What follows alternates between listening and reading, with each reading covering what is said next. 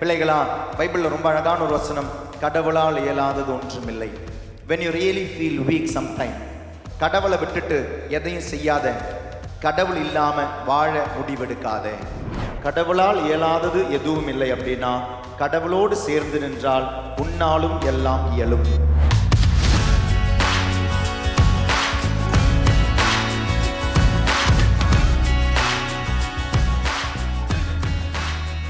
Praise the Lord. Hallelujah. சத்தமா ஹல்லேலூயா, ஹல்லேலூயா, ஹல்லேலூயா. இன்று நாம் அனைத்து குழந்தைகளுக்காக ஜெபிக்கிறோம். குழந்தைகளும் வந்திருப்பீங்க, குழந்தைகளோடு வந்திருப்பீங்க, குழந்தைகளுக்காக வந்திருப்பீங்க, பல விதத்தில் வந்திருப்பீங்க. நான் நிறைய பேர் கேட்டாங்க, அது நாங்கள் வரலாமா, அட்லீஸ்ட் ஒரு 3-4 பேராவது கேட்டாங்க நாங்கள் வரலாமா.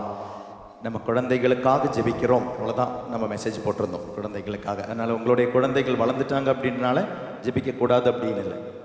எப்பவுமே நம்ம சொல்கிறது உண்டு, நம்முடைய தேவைகளுக்காக நம்ம ஒரு ஜெபம் ஜெபிச்சிருப்போம்.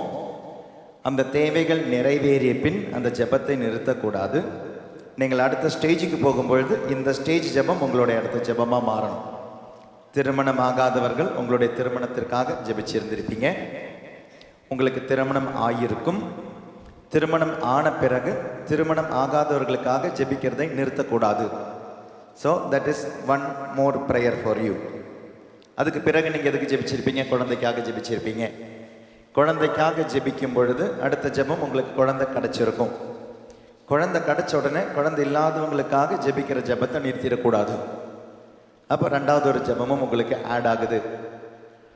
3வது, உங்களுடைய குழந்தைகள் வளரும் பொழுது உங்களுடைய குழந்தைகளுக்காக ஜெபிச்சிருப்பீங்க. அந்த குழந்தைகள் வளர்ந்த பிறகு குழந்தைகளுக்காக ஜெபிக்கிறத நிறுத்திடக்கூடாது. நீங்கள் எந்தெந்த ஜெபம் உங்களுடைய வாழ்க்கையில் ஆண்டவர் ஒவ்வொன்றா சேர்த்துட்டு வராரோ கடைசி வரை இது ஆட் ஆகிட்டே இருக்கும். அதனால் நம்மளுடைய பிள்ளைகள் வளர்ந்துட்டாங்க, அதனால் ஜெபிக்கலாமான்னா கண்டிப்பாக ஜெபிக்கணும். நம்மளுடைய பிள்ளைகளுக்காக மட்டும் இல்லைங்க, எத்தனையோ பேரண்ட்ஸ் அவங்களுடைய பிள்ளைகளை வளர்க்க ரொம்ப கஷ்டப்படுறாங்க. அப்போது உங்களுடைய பிள்ளைகளை நீங்கள் ஜெபித்து வளர்த்தது போல அவங்களும் ஜெபிப்பதற்கு அவங்களுக்கு உதவி செய்யணும். Praise the Lord, praise the Lord, hallelujah. ஒரு பாட்டு எப்படி இன்னைக்கு பசங்களுக்காக அப்படின்றதுனால அந்த டாக்கும் இன்னைக்கு நம்மளுடைய தியானம் எல்லாமே பிள்ளைகளை குறித்து. ஏன்னா நானும் நிறைய பார்த்தேன், பேரண்ட்ஸ்க்கு நிறைய அறிவுரை மற்றவங்களும் சொல்லியிருக்கிறாங்க, யூடியூப்பில் பலரும் சொல்கிறாங்க, நானும் நிறைய சொல்லியிருக்கிறேன். பெற்றோர்கள் எப்படி குழந்தைகளை வளர்க்க வேண்டும்,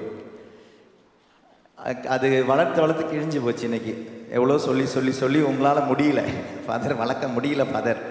அதனால் சரி பிள்ளைகள்கிட்ட பேசலாமே அப்படின்னு சொல்லி தான் ஹல்லேலூயா, சத்தமா ஹல்லேலூயா, ஹல்லேலூயா. இந்த தியானத்துக்காக என்ன ஒரு வார்த்தைன்னு மனசில் வந்த பொழுதே ஃபஸ்ட்டு வந்த வார்த்தையே லூக்கா 1:37 தாங்க. உங்களுக்கெல்லாம் தெரிஞ்ச வார்த்தை, ரொம்ப பழக்கமான ஒரு வார்த்தை. பிள்ளைகளாக எடுத்து வாசிங்க, எல்லாம் பைபிள் கொண்டு வந்திருப்பீங்கன்னு நினைக்கிறேன். இன்னைக்கு பிள்ளைகளுடைய நாள், நிறைய பேர் வந்திருக்கிறீங்க. So you read Luke 1:37. யார் கிடைக்குதோ, தமிழ்லையோ இங்கிலீஷ்லையோ தெலுங்குலையோ மலையாளத்துலையோ கன்னடாவிலையோ எந்த மொழியில் பைபிள் கொண்டு வந்திருக்கீங்களோ அந்த மொழியில் வாசிச்சு பாருங்க. குழந்தைகளா பிள்ளைகளா எல்லாரும் குழந்தை நினைச்சு வாசிச்சிடாதீங்க. அந்த பசங்களுக்கு இன்னைக்கு சான்ஸ் கொடுப்போம். லூக் 1:37. எந்த குழந்தை வாசிக்குது? வாசி. ஏனெனில் கடவுளால் இயலாதது ஒன்றுமில்லை. கடவுளால் இயலாதது ஒன்றுமில்லை. பைபிள் ஒரு வார்த்தை இருக்கு அப்படின்னா அந்த வார்த்தை முற்றிலும் நிறைவேறும். ஒரு வார்த்தையும் பைபிளில் வீணாக, அழகாக, அலங்காரத்துக்காக எழுதப்பட்ட வார்த்தை அல்ல. ஒரு வார்த்தையும் பைபிளில் அழகுக்காக, அலங்காரத்திற்காக எழுதப்பட்ட வார்த்தை இல்லை என்றால், கடவுளால் ஆகாதது எதுவும் இல்லை என்றால், நிறைய பசங்க இன்னைக்கு எக்ஸாம் பயத்தோடு வந்திருப்பீங்க, வாழ்க்கையில் முன்னால் என்ன செய்யணும்னு வந்திருப்பீங்க, என்ன செய்யறதுன்னு தெரியாமல் வந்திருப்பீங்க, பல குழப்பங்களோடு வந்திருப்பீங்க, அப்பா அம்மா அடித்து இழுத்து கொண்டு வந்திருப்பாங்க, பல விதத்தில் இல்லையா விருப்பப்பட்டு வந்திருப்பீங்க, விருப்பம் இல்லாமல் வந்திருப்பீங்க. பிள்ளைகளா, பைபிளில் ரொம்ப அழகான ஒரு வசனம், கடவுளால் இயலாதது ஒன்றுமில்லை. when you really feel weak sometime, when you really feel weak, there is a promising verse in the Bible, nothing is impossible for God. Nothing is impossible for God. உன்னுடைய படிப்பாக இருக்கலாம், உன்னுடைய இன்றைய நிலைமையாக இருக்கலாம், உன்னுடைய நாளை நிலைமையாக இருக்கலாம், கடவுளை விட்டுட்டு எதையுமே பேசாதே, கடவுளை விட்டுட்டு எதையும் செய்யாத, கடவுளை விட்டுட்டு எதையும் நினைக்காத, கடவுள் இல்லாம வாழ முடிவெடுக்காதே. உன்னுடைய வாழ்க்கையினுடைய அந்த அச்சாரமே கடவுள் தான். கடவுளால் இயலாதது எதுவும் இல்லை அப்படின்னா கடவுளோடு சேர்ந்து நின்றால் உன்னாலும் எல்லாம் இயலும், உன்னாலும் எல்லாம் இயலும். If you want to do something, stand with God, stand beside God. கடவுளோடு இருந்து பாரு. இந்த ஒரு வார்த்தை லூக்கா நற்செய்தி 1வது அதிகாரம் 45வது வசனம் வாசிங்க. லூக் 1:45. ஆண்டவர் உமக்கு சொன்னவை நிறைவேறும் என்று நம்பிய நீ பேறு பெற்றாய். மகனே, மகளே, குழந்தையே, பிள்ளையே, இப்போ ஆண்டவர் உனக்கு சொன்ன வார்த்தை தான் லூக்கா 1:37. கடவுளால் இயலாததாக எதுவும் இல்லை என்ற வார்த்தையை நீ நம்பினால், நீ நம்பினால், இது எலிசபெத் அம்மாள் மரியாள் கிட்ட சொல்ற ஒரு வார்த்தை. ஆண்டவர் உனக்கு அருளிய வார்த்தை நிறைவேறும் என்று நம்பிய நீர் பேறு பெற்றவள். பிளஸட் அப்படின்ற வார்த்தை பைபிளில் பாருங்களேன். பிளஸட் அப்படின்ற வார்த்தை எந்த பிளஸட்? 100க்கு 100 கிடைச்சா பிளஸட் கிடையாது. சில குழந்தைங்களுக்கு கண்டிப்பா எல்லா குடும்பத்திலும் நல்ல அப்பா அம்மா கிடைக்கிறது இல்லை, எல்லா குழந்தைங்களுக்கும் நல்ல அப்பா அம்மா கிடைக்கிறது இல்லை. இனி எல்லா குழந்தைங்களுக்கும் அப்பா அம்மாவும் இருக்கிறது இல்லை. சில அப்பா இறந்திருக்கலாம், அம்மா இறந்திருக்கலாம், இல்லைன்னா அப்பா அம்மா ஏழ்மையில் இருக்கிறவங்க இருக்கலாம். அது மாதிரி பலவிதமான இன்ஃபீரியாரிட்டி காம்ப்ளெக்ஸ்ல வேதனையில் இருக்கிற பிள்ளைகளாக இருக்கலாம். நீங்கள் இயேசுவில் அன்பார்ந்த பிள்ளைகளே, பேறு பெற்றது என்பது அப்பாவும் அம்மாவும் இருக்கும்போது மட்டுமல்ல பிளெஸிங். அப்பா அம்மா ரிச்சா இருந்தா இல்ல பிளெஸிங். சொந்தமா வீடு இருந்தா கிடையாது ஒரு பிளெஸிங். வீட்டில் ஒரு கார் இருந்தா பிளெஸிங் கிடையாது. 100க்கு 100 நீ வாங்குறது ஒரு பிளெஸிங் கிடையாது. பிளெஸிங் என்ன தெரியுமா? இந்த பைபிள்ல இருக்கிற இறை வார்த்தைகள், இந்த பைபிள்ல இருக்கிற ப்ராமிசஸ் உன்னுடைய வாழ்க்கையில் நிறைவேறியோ, என்னைக்கு நீ நினைக்கிறியோ, என்னைக்கு நீ நம்புறியோ, அன்னைக்கு பைபிள் சொல்லுது யூ ஆர் பிளஸட். அப்ப பைபிளை வாசிச்சாதான் இதுல இருக்கிற ப்ராமிசஸ் என்னன்னு தெரியும். You are blessed. when you are blessed, இந்த பைபிளில் இருக்கிற இறை வார்த்தைகள் உன்னுடைய வாழ்க்கையில் நிறைவேறும் என்று நீ எண்ணுகிறாயோ, நம்புகிறாயோ, யூ ஆர் பிளஸட். ஆண்டவர் உமக்கு அருளிய இந்த வார்த்தைகள், வாக்கு தத்தங்கள் உன்னுடைய வாழ்க்கையில் நிறைவேறும் என்று நீ என்னைக்கு நினைக்கிறையோ அன்னைக்கு நீ பேறு பெற்றவன், பேறு பெற்றவள். Praise the Lord. அல்லேலூயா, அல்லேலூயா.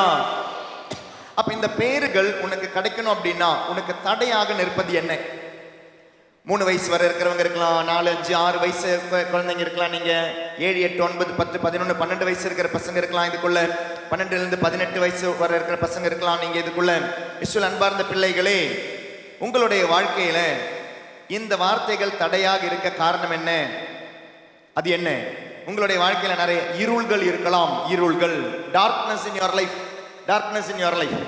அதுக்கு தொடக்க நூல் 1வது அதிகாரம் 1, 2, 3 வசனங்கள் எடுத்து வாசிப்போமா? Genesis chapter 1 verse 1, verse 2, verse 3. தொடக்கத்தில் கடவுள் விண்ணுலகையும் மண்ணுலகையும் படைத்த பொழுது மண்ணுலகு உருவற்று வெறுமையாக இருந்தது. ஆழத்தின் மீது இருள் பரவி இருந்தது. நீர்த்திரளின் மேல் கடவுளின் ஆவி அசைந்தாடி கொண்டிருந்தது. அப்பொழுது கடவுள் ஒளி தோன்றுக என்றார். ஒளி தோன்றிற்று, ஒளி தோன்றிற்று.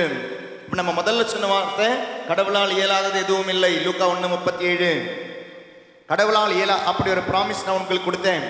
அடுத்து சொன்ன வார்த்தை, அந்த ஒரு ப்ராமிஸ் உங்களுடைய வாழ்க்கையில நிறைவேறும் என்று நீ என்னைக்கு நம்புறியோ நீ பேறு பெற்றவன், நீ பேறு பெற்றவள். ஆண்டவருக்கு உன்னை பத்தி இருக்கிற ப்ராமிஸ் என்ன?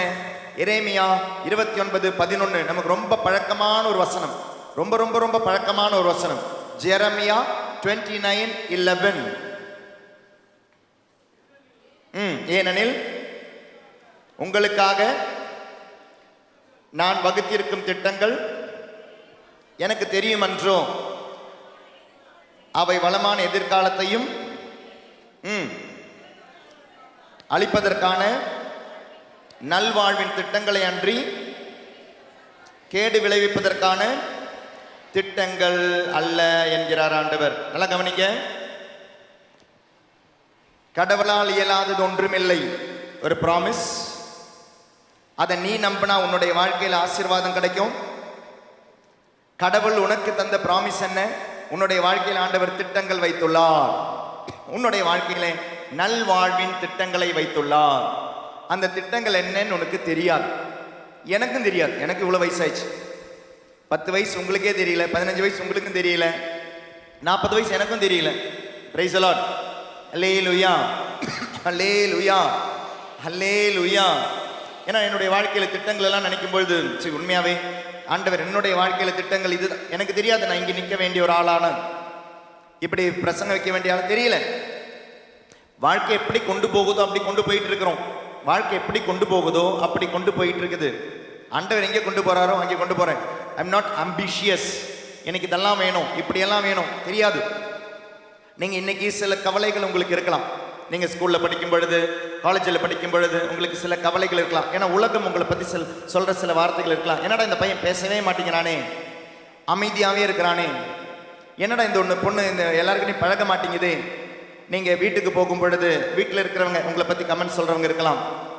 நீங்க கோயிலுக்கு போகும்பொழுது கோயிலில் உங்களை பத்தி கமெண்ட் சொல்றவங்க இருக்கலாம். நீங்க ஒரு ஃபங்க்ஷனுக்கு போகும் பொழுது அந்த ஃபங்க்ஷன் உங்களுடைய குடும்பத்தில் இருக்கிறவங்க உங்களை பத்தி சொல்ற கமெண்ட்ஸ் இருக்கலாம். Praise the Lord. ஹல்லேலூயா. இதுதான் நீங்களான்னு கேட்டா நீங்க இதுவாக இருக்கிறதுக்கான வாய்ப்பு இல்லைங்க. என்னுடைய சின்ன வயசுல எனக்கு நல்லா ஞாபகம் இருக்குது. எனக்கு ஃப்ரெண்ட்ஸ் ரொம்ப ரொம்ப கம்மி, ரொம்ப கம்மி. I was a very reserved person. நான் பேசவே மாட்டேன். அதனால எனக்கு ஃப்ரெண்ட்ஸ் கம்மி. பேசாததுனால எல்லாரும் நினைச்சாங்க நல்ல பையன் நினைச்சாங்க. அதனால ஒரு அட்வான்டேஜ் கிடைச்சது. யாருக்கிட்டையும் பேசாததுனால எல்லாரும் நினைச்சாங்க ரொம்ப நல்ல பையன் நினைச்சாங்க. பேசாததுனால பேசவே மாட்டேன். I was very very very reserved. இன்னைக்கு என்னுடைய ஃப்ரெண்ட்ஸ் எல்லாம் பார்த்தாங்கன்னா கேட்பாங்க, இவ்வளோ பேசிட்டு சில டைம் ஃபேஸ்புக்கில் யூடியூப்லலாம் சில டைம் பார்க்கும் பொழுது எனக்கு அனுப்புவாங்க. இப்போ ரிசன் கிரைஸ்ட் சர்ச்சில் ஒரு 3 நாள் தியானம் நடக்க போகுது. அப்போ அதுக்கு வாசலில் வந்து ஒரு போஸ்டர் வச்சிருக்கிறாங்க. அப்போ ஃபோட்டோவும் போட்டு டேட்டெல்லாம் போட்டு ஒரு போஸ்டர் வச்சிருக்கிறாங்க. அது எங்களுடைய ஸ்கூல் வாட்ஸ்அப் குரூப்பில் என்னுடைய ஃப்ரெண்டு ஒருத்தன், முஸ்லீம் ஃப்ரெண்டு பேர் அயதுல்லா, அவன் வந்து ஃபோட்டோ எடுத்து போஸ்ட் பண்ணியிருக்கான். பாடுறா ஃபாதர் வர்கீஸ் வந்து நம்ம பக்கத்தில் ஒரு சர்ச்சுக்கு வராறா அப்படின்னு சொல்லி. ஆனால் அவங்களுக்கெல்லாம் அதிசயமாக தான் இருக்கும். நான்லாம் இவ்வளோ பேசுவேனா அப்படின்னு. நான் ஒரு வாட்டி இங்கே முடி வெட்டுறதுக்காக இங்கே எல்லாம் ஒரு கடைக்கு போனேன். எல்லாம் ஒரு கடைக்கு போன பொழுது முடி வெட்டி இருந்தபோது எத்தனை வருஷமா, நானும் 10 வருஷமா அந்த ஆளுக்கு தான் வெட்டிகிட்டு இருக்கிறேன். ஆனால் போன மாதம் போனப்போ தான் அவர் சொல்கிறாரு, சார் உங்களை போன வாரம் நான் ஒரு ஃபேஸ்புக்கில் பார்த்தேன் சார் அப்படின்னா. நீங்கள் இவ்வளோ பேசுவீங்களா சார்? எனக்கு தெரியவே தெரியாது. ஏன்னா முடி வெட்டுற கடைக்கு போனாலும் போவேன், முடி வெட்டினேன், வந்தேன். ஒரு வார்த்தை கூட பேசுனதே கிடையாது. முதல் ஒரு 5-6 வருஷம்னால சொல்லிட்டேன் எனக்கு எப்படி முடி வெட்டணும்னு சொல்லிட்டேன். என்னை பார்த்தா அவருக்கு தெரியும் எப்படி முடி வெட்டணும். போய் உட்காந்தாலே கரெக்டாக வெட்டி தந்துடுவார். நான் ஊமன் கூட நினச்சிருப்பாரான்னு தெரியல அந்த மனுஷன். போன வாரம் சொல்கிறாரு, சார் நீங்கள் இவ்வளோ பேசுவீங்களா சார் அப்படின்னு. ஏன்னா என்னுடைய கேரக்டர் அப்படின்றதே ரிசர்வ் டைப். நான் யாரு கூடயும் பேச மாட்டேன் அதிகமாக. அதனால எனக்கு அதிகமாக ஃப்ரெண்ட்ஸு கிடையாது. அடுத்தது என்னுடைய விஷயம், நான் பயந்ததே யூத் பசங்க. எனக்கு யூத் அப்படின்றது எனக்கு பயமாக தான் இருந்தது. நான் செமினரி சேர்ந்த பிறகும் எனக்கு யூத் அப்படின்றது நான் எப்படி ஹேண்டில் பண்ண போகிறேன்னு எனக்கு தெரியாது. அதனால் அந்த யூத் அப்படின்னாலே நான் ஒதுங்கிடுவேன். பெரியவங்ககிட்ட எப்படி பேசணும் எனக்கு தெரியாது. என்னுடைய சின்ன வயசில் இருக்கிற என்னுடைய பிரச்சனைகள் சொல்லிவன். இன்னைக்கு உங்களுடைய வயசில் நீங்கள் அனுபவிக்கிற பிரச்சனைகளில் நானும் கடந்து போயிருக்கிறேன். படிக்க நான் ரொம்ப கஷ்டப்பட்டுருக்கிறேன். நான் சாதாரண ஒரு வீக் ஸ்டூடெண்ட் தான். நான் அவ்வளோ ஹை ஸ்டூடெண்ட், ஆவரேஜ் ஸ்டூடெண்ட் தான். 9th ஸ்டாண்டர்ட் படிக்கும்போது ஆஃப் இயர்லியில் மேக்ஸில் ஃபெயில் ஆகிருக்கிறேன். 7th ஸ்டாண்டர்ட் படிக்கும்போது சயின்ஸில் ஃபெயில் ஆகிருக்கிறேன். Praise the Lord. Hallelujah, hallelujah. எவ்வளோ சந்தோஷம் பாருப்பேன் எனக்கு. இவ்வளோ நேரம் அல்லேலூயா சொல்லாதவெல்லாம் இப்போ அல்லேலூயா சொல்லிக்கிட்டு இருக்கலாம். அல்லேலூயா, அல்லேலூயா. உண்மையாக 7th ஸ்டாண்டர்டில் சயின்ஸில் ஃபெயில் ஆகிருக்கிறேன். 9th ஸ்டாண்டர்ட் ஆஃப் இயர்லி எக்ஸாமில் மேக்ஸில் ஃபெயில் ஆகிருக்கிறேன். அப்படி ஃபெயில் ஆகி தான் வந்தேன். ஆனால் நான் செமினரி சேர்ந்த பிறகு +2 முடிஞ்சால் நான் செமினரியில் சேர்ந்தேன். அன்னைக்கு சேர்ந்ததுலேருந்து எங்கெல்லாம் படித்தேனோ எல்லா இடத்துலையுமே நான் ஃபஸ்ட் ரேங்க் தான் வாங்கியிருக்கிறேன். மைனஸ் செமினரியில் ஃபஸ்ட் ரேங்க் தான் வாங்கினேன். யூனிவர்சிட்டியில் எங்களுக்கு படிப்பு கிடையாது. ஃபிலாசபியில் ஃபஸ்ட் ரேங்க் தான் வாங்கினேன். தியாலஜியில் ஃபஸ்ட் ரேங்க் தான் வாங்கினேன். MPH ஃபிலாசபி படிக்கிறதுக்காக ஹையர் ஸ்டடீஸ்க்கு போனேன். அங்கேயும் நான் ஃபஸ்ட் ரேங்க் தான் வாங்கினேன். எல்லா இடத்துலையும் ஃபஸ்ட் ரேங்க் தான் வாங்கினேன். அப்போ அப்படி ஃபஸ்ட் ரேங்க் வாங்கின பொழுது என்னுடைய ஃபாதர்ஸ் நினச்சாங்க, இந்த பையனை எங்கே கொண்டு போய் போடலாம்? செமினரியில் கொண்டு போய் போடலாம், பிரதர்ஸ்க்கு டீச் பண்ணுறதுக்காக கொண்டு போய் போடலாம். ஆண்டவர் எனக்கு வைத்த திட்டம் அதுவான்னு எனக்கு தெரியல. என்னை அங்கே கொண்டு போய் போடணும்னு முடிவெடுத்தாங்க. கொண்டு போய் போட்டாங்க. ஏன்னா எல்லா இடத்துலையும் ரேங்க் இருக்கு, எல்லா இடத்துலையும் படித்தான். அதனால இவனை படிப்பு சொல்லி கொடுக்கறதுக்காக தயாரிக்கலாம்னு சொல்லி அப்படிதான் என்னை இம்பீச் படிக்க வச்சாங்க. இல்லைன்னா செமினரிக்கு நடுவில் மாஸ்டர்ஸ் டிகிரிக்கு 2 வருஷத்துக்கு விட மாட்டாங்க. எங்களுடைய கான்கிரிகேஷனில் ஃபிலாசபி மாஸ்டர்ஸ் டிகிரிக்கு யாருமே விட்டதே கிடையாது. வரலாற்றிலே நான் நினைக்கிறேன் நான் தான் முதல் ஆளாக இருக்கும். மாஸ்டர்ஸ் டிகிரிக்கு விட்டது, ஃபிலாசபிக்கு விட்டது வரலாற்றிலே முதல் ஆள் நான் தான். படிப்பா அப்படின்னு கொண்டு போய் விட்டாங்க. படிப்பு சொல்லி கொடுக்கறதுக்காக என்ன கொண்டு போய் விட்டாங்க. நான் ஃபாதர் ஆன பிறகு ஏறக்குறைய 5 வருஷம் செமினாரில் நான் ஹெல்ப் பண்ணிக்கிட்டு இருந்தேன், படிப்பு சொல்லி கொடுத்துக்கிட்டு இருந்தேன். அப்போதான் எல்லாவூரில் ஒரு தேவை வந்தது அப்படின்ற பொழுது என்னை இங்கே கொண்டு வந்து போட்டாங்க. என்னுடைய சபை என்னை நினைத்தது இவர் செமினாரியில் பிரதர்ஸ்க்கு படிப்பு சொல்லி கொடுக்கணும் அப்படின்னு. ஆனால் ஆண்டவருடைய திட்டம் அது அல்லாமல் இருந்தது அப்படின்றது இப்போ இந்த ஒரு 10 வருஷமாக தான் எனக்கு தெரியுது. அன்னைக்கு படிப்பு சொல்லி கொடுக்கறதுக்கான டூல்ஸ் ஆண்டவர் எனக்கு கற்றுக் கொடுத்துட்டு, தம்பி நீ பிலாசபி சொல்லி கொடுக்க வேண்டியவன் அல்ல, நீ பைபிள் சொல்லி கொடுக்க வேண்டியவன் சொல்லிட்டு 10 வருஷமா இன்னைக்கு இந்த எல்லாரும் தியான மையத்திலிருந்து பைபிள் சொல்லி கொடுத்துக்கிட்டு இருக்கிறேன். நமக்கு தெரியாத நம்மளுடைய திட்டங்கள் என்ன. நீ 5th ஸ்டாண்டர்ட் படிக்கிற பையனா இருக்கலாம், நீ 8th ஸ்டாண்டர்ட் படிக்கிற பொண்ணா இருக்கலாம், நீ 10th ஸ்டாண்டர்ட் படிக்கிற பையனா இருக்கலாம், பொண்ணா இருக்கலாம், நீ யாருமாக இருக்கட்டும், நீ செய்ய வேண்டிய வேலையை நீ சரிவன செய்தான் ஆண்டவர் என்ன உன்னிடம் இருந்து செய்ய வேண்டுமோ அதை செய்து முடிப்பார். ஆண்டவருக்கு உன்னை குறித்து ஒரு திட்டம் இருக்கும். So don't be ambitious, don't be ambitious. நீ ஆம்பிஷியஸா இருந்தாதான், அதாவது என்ன ஏதாவது ஆகணும், இப்படி ஆகணும், அப்படி ஆகணும்னு உன்னுடைய வாழ்க்கையில் நீ ரொம்ப ஆம்பிஷியஸா இருந்தா உனக்கு ஸ்ட்ரெஸ்ஸஸ், தேவையில்லாத ஸ்ட்ரெஸ் வரும். டிப்ரெஷன் அப்படின்ற வார்த்தையெல்லாம் இன்னைக்கு ரொம்ப காமனாக இருக்குது பசங்களுக்கு மத்தியில். டிப்ரெஷன் அப்படின்ற வார்த்தையை நீங்கள் பயன்படுத்தக்கூடாத வார்த்தை. உங்களுக்கு என்ன குறை இருக்கு யோசிச்சு பாருங்க. ஆனால் இன்னைக்கு சைக்காலஜியும் சொசைட்டின்னு சொல்கிற வார்த்தையை இன்னைக்கு நீங்கள் கண்டுபிடிச்சிருக்கிறீங்க. எனக்கு டிப்ரெஷன் இருக்கு, எனக்கு இப்படி இருக்கு, எனக்கு அப்படி இருக்கு. டிப்ரெஷன் வரதுக்கு காரணம் என்ன? You are stressed. Why you are stressed? Because you are ambitious. தேவையில்லாத கனவுகள். அப்பா அம்மாவை தந்து உங்களை இன்னைக்கு ஆண்டவர் படிக்க வச்சிருக்கிறார்னா, ஆண்டவர் உனக்கு உயிரை தந்திருக்கிறார்னா, ஆண்டவருக்கு உன்னை குறித்து ஒரு திட்டம் உண்டு. அது நல்வாழ்விற்கான திட்டங்களை ஒழிய உன்னுடைய அழிவிற்கான திட்டங்கள் அல்ல அப்படின்ற இறை வார்த்தையை முதலில் நம்பு. You believe in God, you believe in the promise of God, you believe in the providence of God. உன்னுடைய வாழ்க்கையில் ஆண்டவர் இன்னைக்கு ஒரு நாளை தந்திருக்கிறார் என்றால் உன்னை அழிப்பதற்காக அல்ல. அப்ப உனக்கு படிக்க பயம் இருக்காது, ஸ்கூலுக்கு போக பயம் இருக்காது, பிரின்சிபல் நாளைக்கு ஒரு வார்த்தையில திட்டாங்கன்னா பயம் இருக்காது, பிடி மாஸ்டர் உங்களுக்கு ஏதாவது பனிஷ்மெண்ட் கொடுத்தா பயம் இருக்காது. அந்த அடிக்கான பயம் இருக்கும், அடிக்கான வலி இருக்கும் வழியே என்னுடைய ஆண்டவர் என்ன பார்த்துப்பார் அப்படின்ற ஒரு தைரியம் இருக்கும். தாவீது கோலியாத்தை எதிரிட்ட போது அவனுடைய வயசு வெறும் 15. தாவீது கோலியாத்தை எதிரிட்ட பொழுது, அவனை கொன்ற பொழுது அவனுக்கு வெறும் வயசு 15. தானியேல் என்ற ஒரு இறைவாக்கினர், அவரோட அந்த நபர்களும் அவருடைய நண்பர்களும் நெபுகத்நேசர் அப்படின்றவருடைய அந்த பாளையத்தில் அரண்மனையில் போய் சேரும் பொழுது அவர்களுடைய வயசு 8, 9, 10. உனக்கு 8 வயசு, இன்னைக்கு 9 வயசு, இன்னைக்கு 10 வயசு, இன்னைக்கு நீ பயப்படுற அப்படின்னா உன்னோடு கடவுள் இல்லை, கடவுள் நம்பிக்கை இல்லை. உனக்கு படிக்கணும், நல்ல மார்க் வாங்கணும், நல்ல வேலை வாங்கணும், நல்ல சம்பாதிக்கணும், எங்கேயோ தவறி இருக்கு. ஏன்னா அப்பா சம்பாதிக்கிறத நீ பார்த்திருக்கிற, அம்மா சம்பாதிக்கிறத நீ பார்த்திருக்கிற. உன்னுடைய வாழ்க்கையில் உன்னுடைய குறிக்கோள் என்ன? சம்பாத்தியம். உன்னுடைய குறிக்கோள் என்ன? பணமாக மாறுது. உன்னுடைய குறிக்கோள் கடவுள் அல்லாம மாறுது. தானியேல் தானியேல் அந்த இடத்துல போய் நிற்கும் பொழுது அந்த அரசன், அந்த அரசவையில் இருக்கிற அமைச்சர்கிட்ட சொல்றான், அவங்களுக்கு இன்னென்ன சாப்பாடு கொடுக்கணும், வைன் கொடுக்கணும், எல்லாம் கறி, மீட் எல்லாம் கொடுக்கணும், நான் வெஜிடேரியன் ஃபுட்டு கொடுக்கணும், கொடுத்து அவங்கள அப்படியே கொழுப்பேத்தி கொண்டு வரணும்னு சொல்லும் பொழுது இந்த 4 வாலிபர்கள் கூட கிடையாதுங்க, 8, 9 வயசு, 10 வயசு, அவங்க என்ன சொல்றாங்க, எங்களுக்கு காய்கறி போதும், இந்த புறையினத்தான அரசன் எங்களுக்கு கொடுக்கிற உணவு வேண்டாம் அப்படின்றான். எத்தனை பசங்க இன்னைக்கு 8, 9 வயசு, 10 வயசு, எத்தனை பேர் நீங்க விரும்பி காய்கறி சாப்பிட்றீங்க? விரும்பி காய்கறி சாப்பிட்டானுங்க. ஏன்னா கடவுள் தராதது என்னுடைய வாழ்க்கையில் வேண்டாம், அது உணவாக இருந்தாலும் வேண்டாம். I believe in God. என்னை படைத்த கடவுளை நம்புறான் அப்படின்னா தானியேல். அவனோடு இணைந்து இருந்தார்கள் 3 நண்பர்கள். அந்த நம்பிக்கை அவங்களுக்கு வந்த பொழுது, when they believed in God, they were only 8-year-old, 9-year-old, 10-year-old. இன்னைக்கு உங்களுடைய பசங்களுக்கு நீங்க சொல்றீங்க, ஐயோ 8 வயசு தானே ஆகுது, 9 வயசு தானே ஆகுது, 10 வயசு தானே ஆகுது, ஐயோ எப்படி ஃபாதர் உபவாசம் கொடுக்கறது, எப்படி ஃபாதர் கரிமீன் கொடுக்காம இருக்கிறது, எப்படி ஃபாதர் வெள்ளிக்கிழமை அவங்களுக்கு அந்த கரிமீன் கொடுக்காம இருக்கிறது, எல்லா நாளும் சாப்பிடுற ஃபாதர், சாப்பாடு தான் அவங்களுக்கு வழிவகுக்குது அப்படின்றீங்க. 8, 9, 10 வயசானவங்க கேட்கறாங்க, எங்களுக்கு கரிமீன் வேண்டாம், எங்களுக்கு நான் வெஜிடேரியன் வேண்டாம். எங்களுக்கு வைன் வேண்டாம். எங்களுடைய உடலை படைத்த ஆண்டவர் எங்களுடைய உடலை பாதுகாப்பார். 8, 9, 10 வயசுங்க. என்னுடைய அன்பு குழந்தைகளே, you are matured enough to believe in God. You are matured enough to pray to God.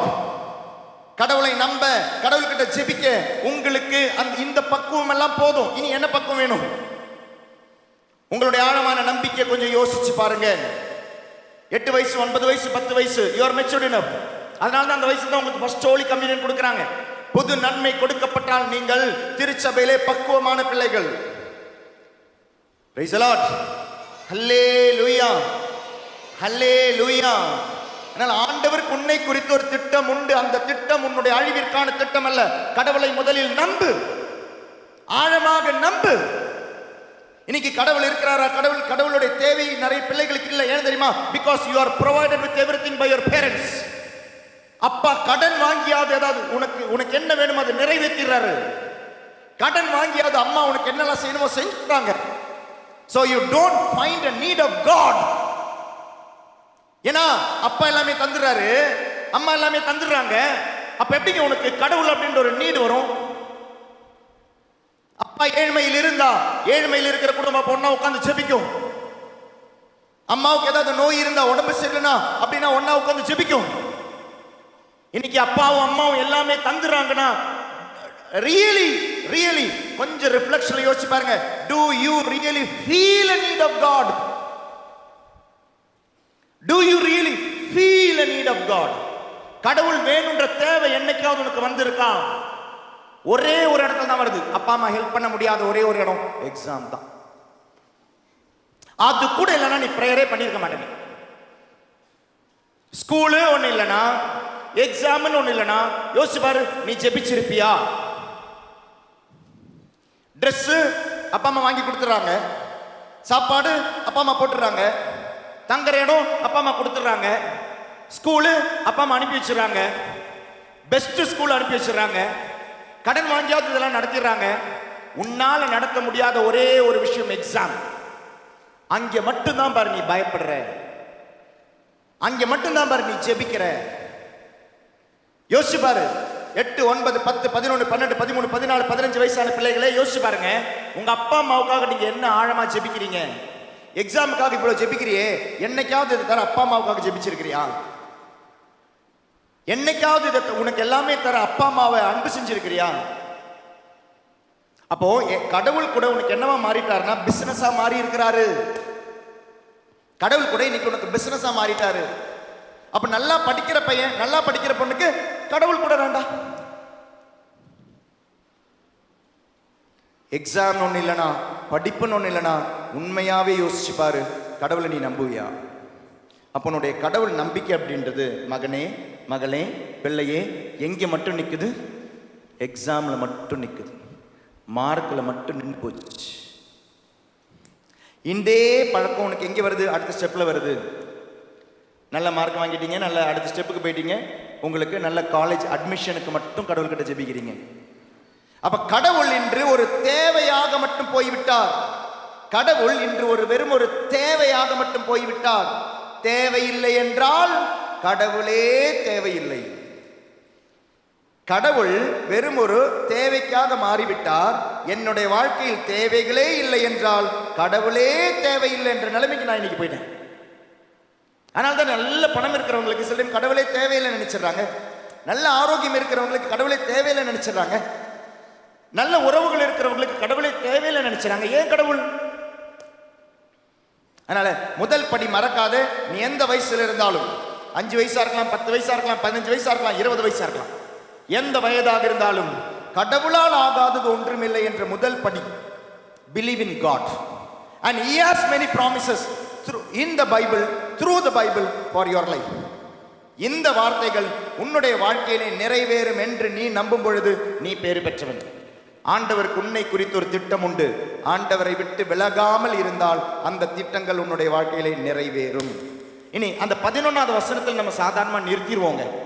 12வது வசனம் கூட வாசிக்கணும். திட்டங்கள் நிறைவேற வேண்டுமானால் என்ன செய்யணும்? எரேமியா 29, 11, 12. 11 வாசிங்க, 11, 12 சேர்த்து வாசிங்க. ஏனெனில் உங்களுக்காக நான் வகுத்திருக்கும் திட்டங்கள் எனக்கு தெரியுமன்றோ, அவை வளமான எதிர்காலத்தையும் நம்பிக்கையையும் உங்களுக்கு அளிப்பதற்கான நல்வாழ்வின் திட்டங்களை அன்றி கேடு விளைவிப்பதற்கான திட்டங்கள் அல்ல என்கிறார் ஆண்டவர். நீங்கள் என்னிடம் வந்து கூக்குரலிட்டு மன்றாடுவீர்கள், அப்பொழுது நான் உங்களுக்கு செவி கொடுப்பேன். நீங்கள் என்னை தேடுவீர்கள், உங்கள் முழு இதயத்தோடும் என்னை தேடும் பொழுது. திட்டங்களுக்கு அடுத்த வார்த்தை என்ன தெரியுமா? ஜெபியுங்கள், கூக்குரலிட்டு ஜெபியுங்கள். அப்போ ஆண்டவருடைய திட்டங்கள் உன்னுடைய வாழ்க்கையிலே நிறைவேற வேண்டுமானால் கூக்குரலிட்டு ஜெபிக்க வேண்டும், கூக்குரலிட்டு ஜெபிக்க வேண்டும். திட்டங்கள் நிறைவேற ஜெபங்கள் வேண்டும். ஏன்னா திட்டங்களை பத்தி சொல்லும்போது என் ஜெபங்களை பத்தி சொல்றாரு பாருங்க.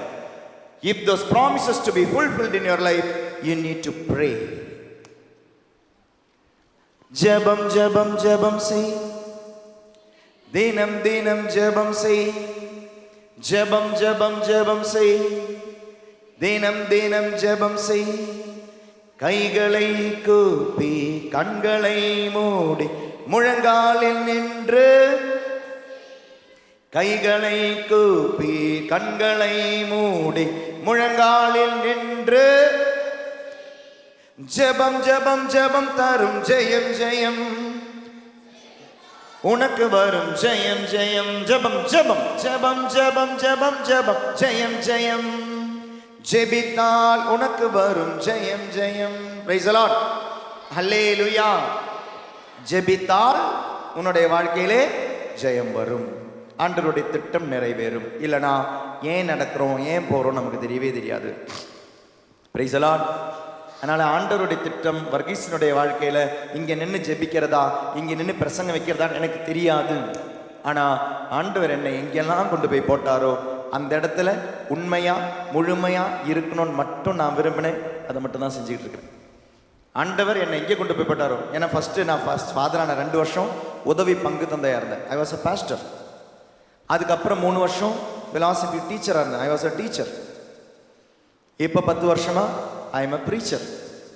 அதாவது சாதாரணமாக சொல்லுவாங்களே, ஒரே ஃபீல்டில் இருந்தால் தான் அதில் உயர்ச்சி வரும் இல்லையா? ஒரு டீச்சராகவே இருந்தால் தாங்க அடுத்த ஒரு லெவல் கடத்து. இன்னைக்கு டெட் எக்ஸாம் நிறைய பேர் ஜெபிங்க நல்லா போட்டிருக்கிறாங்க. அப்போ ஒரு டீச்சராகவே இருந்தால் தான் மேலே மேலே மேலே மேலே போக முடியும். ஒரு நல்ல ஒரு கார்பெண்டர் அதே வேலையை செஞ்சால் தாங்க அதே போக முடியும். நல்ல ஒரு எலக்ட்ரிஷியன் அதே போனால் தாங்க எக்ஸ்பர்ட் ஆக முடியும். என்னுடைய சபையில் அங்கே கொண்டு போய் போட்டு பார்த்தாங்க, இங்கே கொண்டு போய் போட்டு பார்த்தாங்க, இப்போ இங்கே கொண்டு வந்து போட்டு பார்த்துருக்குறாங்க. Price the Lord. எங்கேயாவது ஒரு இடத்துலையாவது உருப்படுவேனா, எங்கேயாவது ஒரு இடத்துலையாவது செட் ஆவேனா பாருங்க. அங்கே ட்ரை பண்ணாங்க, இங்கே ட்ரை பண்ணாங்க, இப்போ இங்கே ட்ரை பண்ணிட்டு இருக்கிறாங்க. பிரைஸ் தி லார்ட், ஹல்லேலூயா. இன்னும் இங்கிருந்து சப்போஸ் வேற எங்கேயாவது நீங்கள் இந்த ஊழியில் சப்போஸ் எங்கே இந்த ஓல்டேஜ் ஹோம், எங்களுக்கு அப்படி சில இடங்கள் இருக்குது. ஓல்டேஜ் ஹோம் இருக்குது கேரளாவில். ஒரு இடத்துல அங்கே தாத்தாங்க மட்டும்தான் இருக்கிறாங்க. எல்லாராலும் கைவிடப்பட்டவர்கள் இருக்கிறாங்க. ஒரு 24 பேர் இருக்கிறாங்க வயசானவங்க, எல்டர்லி மென், வீட்டில் யாரும் இல்லாதவங்க, அப்படி அனாதைங்க, கைவிடப்பட்டவங்க, அந்த சுயநினைவு இழந்தவங்க, அப்படி ஒரு 24 பேரை பார்த்துக்கிட்டு இருக்கிறாங்க. இனி அங்கே இதெல்லாம் உன்னுடைய மினிஸ்ட்ரி கிடையாது. நீ அங்கே போகணும், இனி அதை போய் செய்யணும்னா அதை போய் செய்யணும், அந்த இடத்துல உண்மையாக இருக்கணும். ஆனால் நமக்கு தெரியல ஆண்டவருடைய திட்டம் நம்மளுடைய வாழ்க்கையில் என்னன்னு தெரியல. நீ எங்கே இருக்கிறையோ அந்த இடத்துல அதிகமான இந்த ஆம்பிஷனோட பயங்கரமான ஆம்பிஷியஸாக இருந்து வாழ்க்கையை கெடுக்காம, ஆண்டவருக்கு என்னுடைய வாழ்க்கையில் திட்டம் இருக்கு. இன்னைக்கு நான் படிக்கிற ஸ்கூலு அதில் ஒழுங்காக நான் இருக்கிறேன். இன்னைக்கு எங்கள் அப்பா அம்மா என்னை படிக்க வச்சிருக்கிறாங்க, அதை நான் ஒழுங்காக படிக்கிறேன். இன்னைக்கு நான் செய்ய வேண்டிய வேலை என்ன, அதை நான் இன்னைக்கு ஒழுங்காக செய்கிறேன். ஆண்டவர் எனக்கு 24 மணி நேரம் இன்னைக்கு தந்திருக்கிறாரா, இன்னைக்கு அந்த வேலையை நான் ஒழுங்காக செய்யறேன். இன்னைக்கு நாளைக்கு எனக்கு மேக்ஸ் எக்ஸாமா, இன்னைக்கு நான் மேக்ஸை ஒழுங்காக உட்காந்து படிக்கிறேன். மேக்ஸ் உட்காந்து படிக்கும்போது நீ சோஷியல் சயின்ஸை பற்றி யோசிச்சுட்டு இருந்தேன்னா மேக்ஸும் போயிடும், சோஷியலும் போயிடும். பிரைஸ் தி லார்ட், ஹல்லேலூயா. அப்போ மேக்ஸ் படிக்க வேண்டிய நேரத்தில் மேக்ஸை மட்டும் படிச்சு பாரு, உனக்கு மேக்ஸில் நீ செய்ய வேண்டிய வேலையை செய்ய வேண்டிய இடத்துல அது இப்போ இந்த பிள்ளைகளுக்கு தான் நான் சொல்கிறேனாலும் இது எல்லாமே அப்ளிகபிள் டு பெரியவங்க கூட தான், பெரியவங்களுக்கும் தான். உங்களை ஆண்டவர் எங்கு வைத்திருக்கிறாரோ அந்த வேலையை அங்கே ஒழுங்காக செய்யுங்க. பிரைஸ் தி லார்ட், சத்தமா ஹல்லேலூயா. இதை உங்களுக்கு தடை செய்கிற 4 விஷயங்கள், நீங்க இந்த விஷயங்கள், இந்த 4 விஷயங்கள் இருக்கு. தட் வில் அஃபெக்ட் கடவுளுடைய திட்டம் உன்னுடைய வாழ்க்கையில நிறைவேறாமல் இருக்க 4 விஷயங்கள் இருக்கு. அது என்ன? பிள்ளைகளா அது என்ன? அதான் நம்ம ஜெனசிஸ் 1-2-3 வாசிச்சோம். 1வது அதிகாரம் 1-2-3ல இருள் இருக்கு. அந்த இருளின் மீது ஆவியானவர் அசைவாடி கொண்டிருந்தார். அங்கு கடவுள் சொல்றாரு ஒளி தோன்றுக, அங்கே ஒளி தோன்றுகிறது. அப்ப இருள் அப்படின்றது ஒன்று இருக்கு. 4 விதமான இருள்கள் பிள்ளைகளுடைய வாழ்க்கையிலும் பெரியவங்களுடைய வாழ்க்கையிலும். என்ன இருள்கள்? 1 பாவம் என்ற இருள், பாவம் என்ற இருள் இருக்கு. 2 காயம் என்ற இருள். 3 பயம் என்ற இருள். 4 தாழ்மை உணர்வு என்ற இருள். இருள்னு நினைக்கும் போது பாவத்தை மட்டும் நினைக்காதீங்க, பாவம் தான் இருள் மட்டும் நினைக்காதீங்க. பாவம் இல்லாத நிறைய பேர் சரி ரொம்ப இன்னசென்டா இருப்பாங்க, ரொம்ப நல்லவங்களா இருப்பாங்க, ஆனா அவங்கள நிறைய பேர் காயப்படுத்திக்கிட்டு இருப்பாங்க. அதனால 4 விதமான இருள்கள் உங்களுடைய வாழ்க்கையில இருக்கலாம். நீங்கள் பாவிகளாக இருக்கலாம், கடவுளுடைய திட்டம் உங்களுடைய வாழ்க்கையில நிறைவேறாது. நீங்கள் காயத்தோடு இருக்கலாம், கடவுளுடைய திட்டம் உங்களுடைய வாழ்க்கையில நிறைவேறாது. நீங்கள் பயங்களோடு இருக்கலாம், கடவுளுடைய திட்டம் உங்களுடைய வாழ்க்கையில நிறைவேறாது. நீங்கள் தாழ்மை உணர்வு இன்ஃபீரியாரிட்டி காம்ப்ளெக்ஸோடு இருக்கலாம், கடவுளுடைய திட்டம் உங்களுடைய வாழ்க்கையில நிறைவேறாது. ஏன்?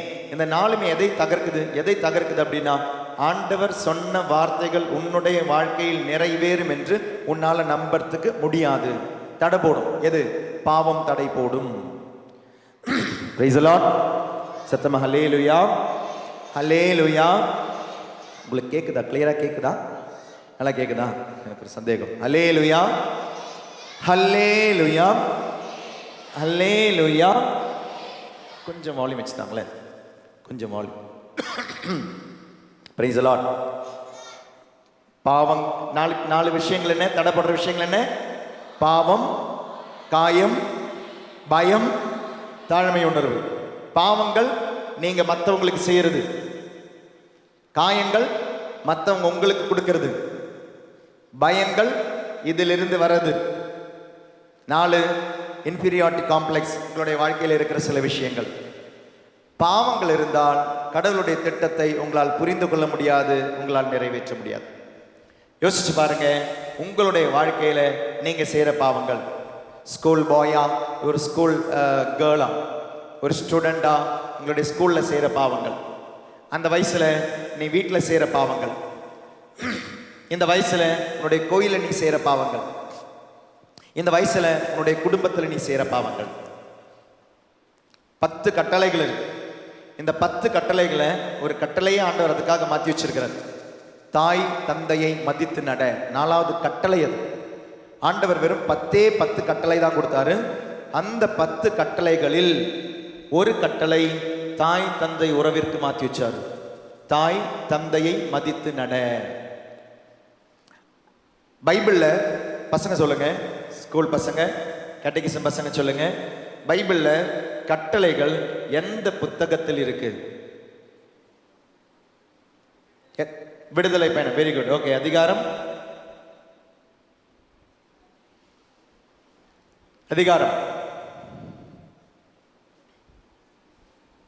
பொரட்டு. பைபிள் கொண்டு வந்து, பைபிள் இங்க பாட்டி பத்தியா, பாட்டி தான் பைபிள் யூஸ் பண்ணணும். அந்த வயசுல நீ படிப்பியா? என்ன வயசாகுது உனக்கு? 10 வயசு. 10 வயசாகுது. உனக்குன்னு ஒரு பைபிள் வேணும், வாங்கணும். சரியா? வாங்குவியா இன்னைக்கு? Very good. கேட்டகிசம் போற பசங்க, ஸ்கூல் போற பசங்க 20 வசனங்கள். 1 கிடையாது, 3 கிடையாது. Very good. 2 எங்கே முடியுது? எந்த கேட்டிசம் குழந்தை சொல்லுது? சொல்லிட்டா? அம்மா சொல்லி கொடுத்தாங்களா? Okay, very good, correct. 17 எந்த தூக்கத்தில் கேட்டாலும் சொல்லணும். ஏன்னா 10 கட்டளைகள், those are the promises also. கட்டளைகள் மட்டும் கிடையாதுங்க, that's the promises also. அந்த promises சொல்லுது பாருங்க. விடுதலை பயணம் 20வது அதிகாரம் 2 - 17 வரை திருவசனங்கள் தான் 10 கட்டளைகள். எங்க இருக்குது? எந்த புக்கு? விடுதலை பயணம் அதிகாரம் 20 வசனங்கள் 2 - 17 முடிய. ஓகே, இதுல 4வது கட்டளை எங்க இருக்குது? எந்த வசனம்? பொரட்டு. வீட்டில் அப்பா அம்மாவை எவ்வளோ பொரட்டுற? பைபிளை புரட்டு.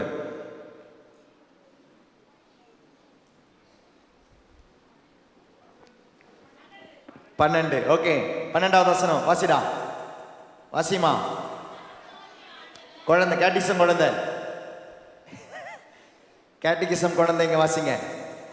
இன்னைக்கு அவங்களுடைய நாள். வாசி. நம்ம எல்லாம் வாசிக்கிறதால தான் அதுங்கெல்லாம் வாசிக்கிறதே இல்லை. So today is your day. Children, please read 12th verse. Yes. வாசிடா, நல்ல சத்தமா வாசி. That I am giving you. So obey your parents so that you will live longer in the land which I give you. நான் தரும் தேசத்தில் உன் வாழ்நாட்கள் நீடிக்கும்படியாக உன் தாய் தந்தையை மதித்து நட. மிச்ச 10 கட்டளைகளில் 9 கட்டளைகளில் there is no promise attached with it. மிச்செல்லாம் பாருங்களேன், பொய் சொல்லாதே, கொலை செய்யாதே, உபச்சாரம் செய்யாதே, இப்படி மட்டும்தான் இருக்கும். கட்டளைகள் மட்டுமே இருக்கும். ஆனால் 4வது கட்டளையில் மட்டும்தான் ஒரு ப்ராமிஸ் இருக்கு. நீ இந்த கட்டளையை கீழ்ப்படிந்தால் உனக்கு நான் சைக்கிள் வாங்கி தரேன். நீ இந்த கட்டளை கீழ்ப்படிந்தால் நான் உனக்கு கேக் வாங்கி தரேன். நீ இந்த கட்டளையை கீழ்ப்படிந்தால் நான் உனக்கு ட்ரெஸ் வாங்கி தரேன்னு சொல்ற மாதிரி, நீ இந்த கட்டளை கீழ்ப்படிந்தால் நீ நல்லா இருப்பேன்னு சொல்ற ஒரே ஒரு கட்டளை 4வது கட்டளை மட்டுமே.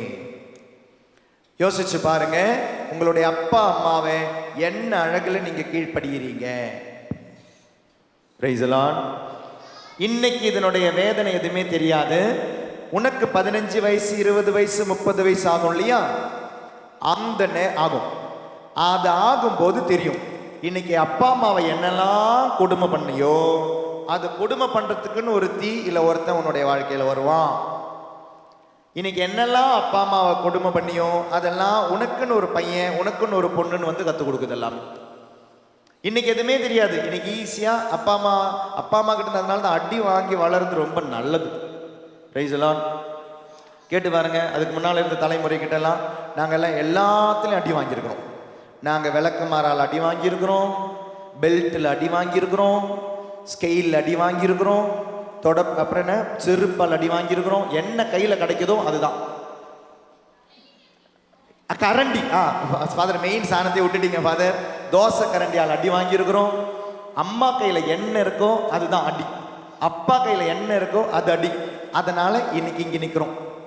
அதனால இன்னைக்கு இந்த ப்ரேயரில் அமைதியாக சந்தோஷமாக உட்காந்து அட்டன் பண்ணிக்கிட்டு இருக்கிறோம். இன்னைக்கு உங்களை தொட முடியாது, உங்களை பேச முடியாது, அடிக்க முடியாது. அடிக்க மாட்டேங்கிறாங்க அப்பா அம்மா. Price the Lord. விளக்கு மாறாலான அடி வாங்குங்க, நல்லா இருப்பீங்க. தொடக்கப்பட்ட மெழுகுவத்தி சூடு வைக்கிறதா? ஐயோ, இது யாராவது போட்டு போறாங்கம்மா. அப்புறம் மெழுகுவத்தி கொடுமை பண்றது கிடையாதுங்க. உங்களுடைய பிள்ளைகள் திருந்த வேண்டும் என்றால், உங்களுடைய பிள்ளைகள் தப்பு செய்யும் பொழுது தயவு செய்து அவங்களை திருத்துங்க. Price the Lord. அப்பா அம்மா திருத்தும் பொழுது அது உங்களுக்கு ஆசீர்வாதம். பிள்ளைகளே, இன்னைக்கு அப்பா அம்மா அடிக்கலனா நாளைக்கு உங்களை போலீஸ்காரன் அடிப்பான். இன்னைக்கு உங்க அப்பா அம்மா இன்னைக்கு உங்களை திருத்தலைன்னா நாளைக்கு நீங்க திருந்த வேண்டியது வரும். வேற யாராவது உலகம் ஊர் உங்களை திருத்த வேண்டியது வரும். அதனால அப்பா அம்மாவை மதித்து நடங்க. தயவு செய்து அப்பா அம்மா கிட்ட பொய் சொல்லாதீங்க. Praise the Lord. ஹல்லேலூயா. ஏன் காரணத்தை முன்னிட்டும். பிள்ளைகளா, எத்தனை பேர் வந்திருக்கீங்கன்னு தெரியல. தயவு செய்து அப்பா அம்மா கிட்ட பொய் சொல்லாதீங்க. உங்களுடைய அப்பா நல்லவராக இருக்கலாம், கெட்டவராக இருக்கலாம். உங்கள் அம்மா நல்லவங்களா இருக்கலாம், நல்லவங்களா இல்லாமல் இருக்கலாம். ஆனால் நீங்கள் அப்பா அம்மா கிட்ட நல்லவங்களா இருங்க. உங்கள் அப்பாவை நீ அப்பாவா மதிக்கலைன்னா யார் அப்பாவா மதிப்பாங்க? உன்னுடைய அம்மாவை நீ அம்மாவா மதிக்கலன்னா, அன்பு செய்யலைன்னா பக்கத்து வீட்டு பொண்ணா வந்து அன்பு செய்யும், பக்கத்து வீட்டு பையனா வந்து அன்பு செய்வான். உன்னுடைய தாய் தந்தையை நீ மதிக்கும் பொழுது ஆண்டவர் உன்னை மதிப்பதை நீ கண்டிப்பா பார்ப்ப. ஸோ ப்ராமிசஸ் உன்னுடைய வாழ்க்கையில நிறைவேற தடையாக இருக்கிற முதல் விஷயம் என்ன தெரியுமா? பாவம். நீ செய்யற பாவம். தாய் தந்தையை மதித்து நட அப்படின்னா பெத்த அப்பா அம்மா மட்டும் கிடையாது, அப்பா அம்மா ஸ்தானத்துல இருக்கிற எல்லாருமே இந்த 4வது கட்டளையில வருவாங்க. சித்தப்பாவா இருக்கலாம், சித்தியா இருக்கலாம், மாமாவா இருக்கலாம், மாமியா இருக்கலாம், பெரியப்பாவா இருக்கலாம், பெரியம்மாவா இருக்கலாம். தாய் தந்தையினுடைய ஸ்தானத்துல உன்னுடைய வீட்டில் இருக்கிற தாத்தாவா இருக்கலாம், பாட்டியா இருக்கலாம். அவங்களுக்கு ஒரு கிளாஸ் நீ தண்ணி கொடுக்கும் பொழுது, அவங்க உடம்பு சரியில்லாம நீ பார்த்துக்கும் பொழுது, பாட்டிக்கு கால் வலிக்குது, கால் நம்ம அமுக்கி கொடுக்கட்டா பாட்டி? தாத்தாவுக்கு கால் வலிக்குது, தாத்தா நான் ஹெல்ப் பண்ணட்டா தாத்தா? தாத்தாவுக்கு, பாட்டிக்கு, பெரியவங்களுக்கு, அந்த தாய் தந்தையினுடைய ஸ்தானத்தில் இருக்கிற எல்லாரையுமே நீ மதிக்க வேண்டிய நேரத்தில் மதிக்கும் பொழுது இன்னைக்கு நீங்க என்ன தெரியுமா பண்றீங்க? ரொம்ப கம்ஃபர்ட், அப்படியே தூரமா போயிடுறீங்க. தாத்தா பாட்டியா அவங்க அவங்கள பார்த்துப்பாங்க, அப்பா அம்மாவா அவங்க அவங்கள பார்த்துப்பாங்க. You are taking your parents for granted. You are taking your parents for granted. அம்மாவா, அம்மானா சமைக்கிற ஆள் தான், அம்மா சமைச்சுக்கிட்டே இருக்கட்டும், எந்தவித ஹெல்ப்பும் உங்ககிட்ட இருந்து எதிர்பார்க்கவே கூடாதுன்னு நீ நினைக்கிற. நீ பையனா இருக்கலாம், பொண்ணா இருக்கலாம். இன்னைக்கு நான் கொஞ்சமாவது சமைக்கிறேன் அப்படின்னா, எங்க வீட்டில் நாங்கெல்லாம் கொஞ்சம் எல்லாம் சமைச்சுக்கிட்டு இருந்தேன். அதனால தான் எனக்கு சமையலுடைய அந்த டேஸ்ட் எனக்கு பிடிக்கும். கொஞ்சம் செய்யறது கொஞ்சம் எல்லாம் தெரியும். எங்கேயாவது தனிக்காட்டில் போட்டால் கூட நான் வாழ்ந்துப்பேன். சோறு வைக்க தெரியும், சாம்பார் வைக்க தெரியும், வேணும்னா சிக்கன் கறியெல்லாம் வைப்பேன், குழம்பெல்லாம் வைப்பேன், வேணும்னா மீன் குழம்பெல்லாம் வைக்கலாம். கொஞ்சமாவது தெரியறதுக்காரன் தெரியுமா? வீட்டில் ஸ்கூல் படிக்கிற காலத்தில் நானும் பாத்திரம் கழுவி இருக்கிறேன், பெருக்கி இருக்கிறேன், வீடை சுத்தம் பண்ணி இருக்கிறேன், செய்ய வேண்டிய வேலையை செஞ்சிருக்கிறேன். இன்னைக்கு நீங்க ரொம்ப டேக்கிங் ஃபார் கிராண்டட். அப்பா அம்மா மட்டும் செஞ்சுட்டோம், அப்பா செய்ய வேண்டிய வேலை, அம்மா செய்ய வேண்டிய வேலை அப்படின்ற விதத்துல நீங்க ஒதுக்கிறீங்க. அப்பா அம்மாவுக்கு கொடுக்க வேண்டிய மரியாதை, தாத்தா பாட்டுக்கு கொடுக்க வேண்டிய மரியாதை, சித்தப்பா சித்தி பெரியவங்களுக்கு கொடுக்க வேண்டிய மரியாதை வீட்டில் கொடுக்கலையா, உன்னுடைய வாழ்க்கையில உன்னுடைய வாழ்க்கை நாட்கள் நீண்டு நிற்காது. படிக்க கண்டிப்பா நீ கஷ்டப்படுவ, மார்க்குக்கு நீ கண்டிப்பா நீ கஷ்டப்படுவ, பல விதத்துல துன்பப்படுவ. ஏன் தெரியுமா? 4வது கட்டளை நீ மீறி இருக்கிற. You have violated a commandment from God. You have violated a commandment from God. Then how you will be an instrument for the promises of God. கடவுளுடைய வாக்குத்தத்தங்கள் எப்படி உன்னுடைய வாழ்க்கையில நிறைவேறும்? அதனால தாய் தந்தையுடைய ஸ்தானத்தில் இருக்கிற எல்லாரையுமே மதிக்க வேண்டியவன் நீ குடும்பத்துல. 2வது ஸ்கூல்ல தாய் தந்தையுடைய ஸ்தானத்தில் இருக்கிறவங்க உன்னுடைய டீச்சர்ஸ். பிரைஸ் தி லார்ட், ஹல்லேலூயா. தாய் தந்தையை மதித்தால் உன்னுடைய வாழ்க்கை நிறைவேறும், உன்னுடைய வாழ்க்கையில் ஆசீர்வாதம் வரும்னா ஸ்கூல்ல தாய் தந்தையுடைய ஸ்தானத்தில் இருக்கிறவங்களுடைய டீச்சர்ஸ் என்ன மதிப்பு உன்னுடைய டீச்சர்ஸ்க்கு கொடுக்குறீங்க? எத்தனை பேர் உண்மையாவே டீச்சரை டீச்சர்னோ இல்லை சார்னோ கூப்பிடுறீங்க? எத்தனை பேர் உங்களுடைய ஸ்கூல்ல டீச்சர்ஸ்க்கு நீங்க இந்த டபுள் நேம் எல்லாம் வச்சு, பட்ட பேர் வச்சு, நெக் நேம் வச்சு கூப்பிடுறீங்க? இன்னைக்கெல்லாம் பெரியவங்க கிட்ட எல்லாம் சிலவங்க கிட்ட கேட்டா உங்களுடைய மேக்ஸ் டீச்சர் பேர் என்ன இருந்தது? பேர் தெரியாது ஃபாதர், ஆனா நாங்க கூப்பிட்டுக்கிட்டு இருந்த பேர் எனக்கு நல்லா ஞாபகம் இருக்குது ஃபாதர். உண்மையான பேர் தெரியாது, பெருசாகும் போது மறந்து போச்சு. 4வது கட்டளைக்கு எதிரானது using nicknames for your teachers. அவங்க எப்படியா இருந்துட்டு போகட்டும், யாரா இருந்துட்டு போகட்டும், ஆனால் அந்த டீச்சருக்கு நீ போடுற அந்த பட்ட பேரு, நீ போடுற அந்த கூப்பிட்டு பட்ட பேரு ஆண்டவர் கேட்டுக்கிட்டு இருக்கிறாரு. ஆண்டவர் செவிடு கிடையாது. நீ ஸ்கூல்ல ரகசியமா சொல்ற வார்த்தைகள், நீ ஸ்கூல்ல ரகசியமா பேசுற வார்த்தைகள், நினைக்காத இங்க கடவுள் இல்லைன்னு. கடவுள் கேட்டுக்கிட்டு இருக்கிறாரு. நீ செய்யற விஷயங்களை கடவுள் பார்த்துக்கிட்டு இருக்கிறாரு. நீ பேசுற விஷயங்களை கடவுள் கேட்டுக்கிட்டு இருக்கிறாரு.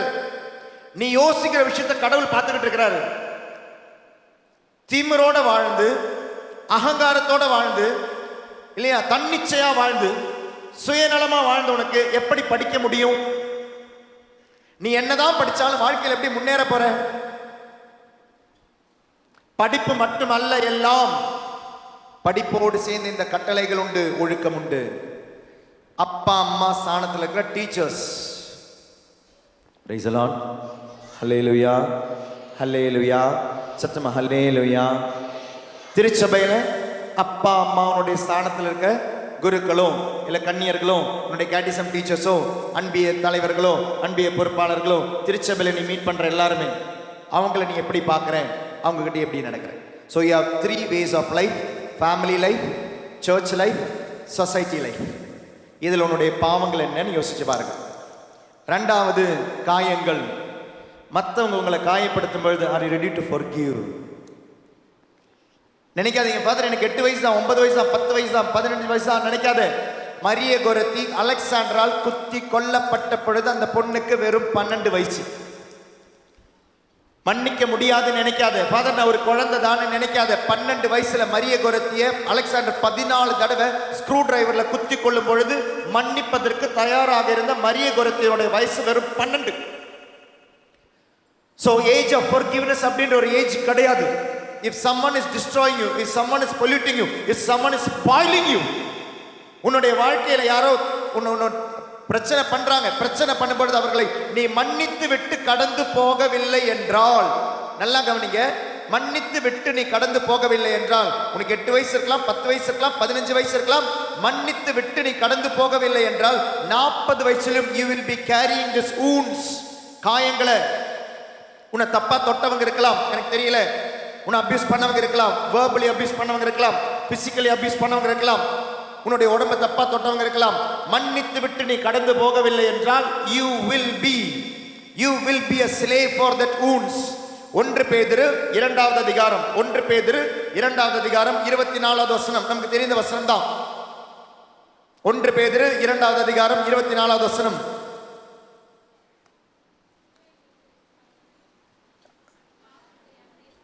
சிலுவையின் மீது நம் பாவங்களை அவரே சுமந்தார், நம் பாவங்களுக்கு இறந்து செய்தார். அவர் தம் காயங்களால் நீங்கள் குணமடைந்தீர்கள். அவர் தம் காயங்களால் நீங்கள் குணமடைந்தீர்கள் என்றால், உன்னுடைய ஸ்கூல்ல உன்னை தொந்தரவு பண்ற பையன் இருந்திருக்கலாம், பொண்ணு இருந்திருக்கலாம், உன்னை காம்படிஷனா நினைச்ச ஒரு பையன் இருந்திருக்கலாம், பொண்ணு இருந்திருக்கலாம், ஸ்டூடெண்ட் இருந்திருக்கலாம், கிளாஸ்மேட் இருந்திருக்கலாம். உனக்கு நிறைய எதிரிகள் தான் உங்களுடைய கிளாஸ்ல. யோசிச்சு பாரு, you are not able to love someone in your class, in your school. எத்தனை எதிரிகளை சம்பாதிச்சு வச்சிருக்கிற உன்னுடைய கிளாஸ்ல. உன்னுடைய சில டைம் இந்த வயசுல உன்னுடைய சிந்தனை பாரு. சில சில சில சில பொண்ணுங்க, சில பசங்க ஸ்கூல்ல படிக்கும் போது இந்த சினிமாலாம் பார்த்துட்டு எப்படி நீங்க இருக்கிறீங்கன்னா, நம்ம ஒரு கொட்டேஷன் டீம் மாதிரி, ஒரு குண்டா மாதிரி இல்லையா? You behave that like you are a goon, you behave that you are a புள்ளி இல்லையா? ஒரு ஒரு ஒரு என்ன சொல்றீங்க, ரவுடிய மாதிரி. ஏன்னா சினிமா பேருங்கள்லாம் இருக்குல்ல, நானும் ரவுடி தான். இதெல்லாம் கேட்கும்போது நமக்கெல்லாம் நல்லா இருக்கு. நீங்க உங்களுக்கு 10 வயசு, நீங்க யாரை பார்த்து கத்துக்கிறீங்க தெரியுமா? Cinema hero. 40 வயசு உனக்கு, இன்னைக்கு 15 வயசு, நீ யாரை பார்த்து கத்துக்கிறீங்க தெரியுமா? 45 வயசு ஹீரோ பார்த்து கத்துக்கிறீங்க. 45 வயசு ஹீரோ ரவுடித்தனம் பண்றான், 40 வயசு ஹீரோயின் ரவுடித்தனம் பண்றாங்க. 10 வயசு நீ இன்னைக்கு பார்த்து அதை கத்துக்கிற. அந்த ஆக்ஷன் எல்லாம் அப்படியே பயங்கரமா தான் இருக்கும். ஸ்கூல்ல போய் நீ காமிக்கிற ஆக்ஷன், நீ யாரை ஃபாலோ பண்ற? யோசிச்சு பாரு. அதனால சில காயங்கள் நீ மன்னித்து விட்டு முன்னே போகவில்லை என்றால், உன்னுடைய வாழ்க்கையில் இந்த காயங்கள் உன்னை காயப்படுத்தி கொண்டே இருக்கும். பாவம் செய்பவன் பாவத்தினுடைய அடிமை என்றால், காயமுள்ளவன் காயத்தினுடைய அடிமை. யோவான் 8:34 சொல்றாரு, பாவம் செய்பவன் பாவத்தினுடைய அடிமை. பாவம் செய்பவன் பாவத்தினுடைய அடிமை என்றால், காயமுள்ளவன் காயத்தினுடைய அடிமை. இந்த இருள் ஆண்டவருடைய திட்டம் உன்னுடைய வாழ்க்கையிலே நிறைவேற தடையாக இருக்கும், நிறைவேற்ற விடாது. Praise the Lord. Hallelujah, hallelujah. நான் மூணாவது இருள். நீ பாவம் செய்யற ஒரு குழந்தை கிடையாது. நீ ரொம்ப இன்னசென்டான ஒரு பொண்ணு, நீ ரொம்ப நல்ல பையன், யாரையுமே நீ தொந்தரவு பண்ணதே கிடையாது. ஆனால் உன்னுடைய வாழ்க்கையில இருள் என்பது பயம் என்ற உருவத்தில் இருக்கும். பயம். நல்ல பையனா இருக்கலாம் நீ, நல்ல பொண்ணா இருக்கலாம் நீ, ஆனா உன்னுடைய வாழ்க்கையில் இருள் என்ன தெரியுமா? பயம். பயங்கள் வாழ்க்கையினுடைய இருளாக இருக்கிற பிள்ளைகள் உண்டு. இருட்டு பயம், அத்தாரிட்டிஸ் அதிகாரிகளை பார்த்தா பயம், அப்பா அம்மாவை பார்த்தா பயம், பஸ்ஸில் ட்ராவல் பண்ண பயம். அதில் ஒரு பயம்தான் எக்ஸாம் பயம். எவ்வளோ பயங்கள் இருக்கு உனக்கு. So your nature could be fear. Your nature could be fear. மூணாவது இருள் உன்னுடைய வாழ்க்கையில பயங்களாக இருக்கலாம்.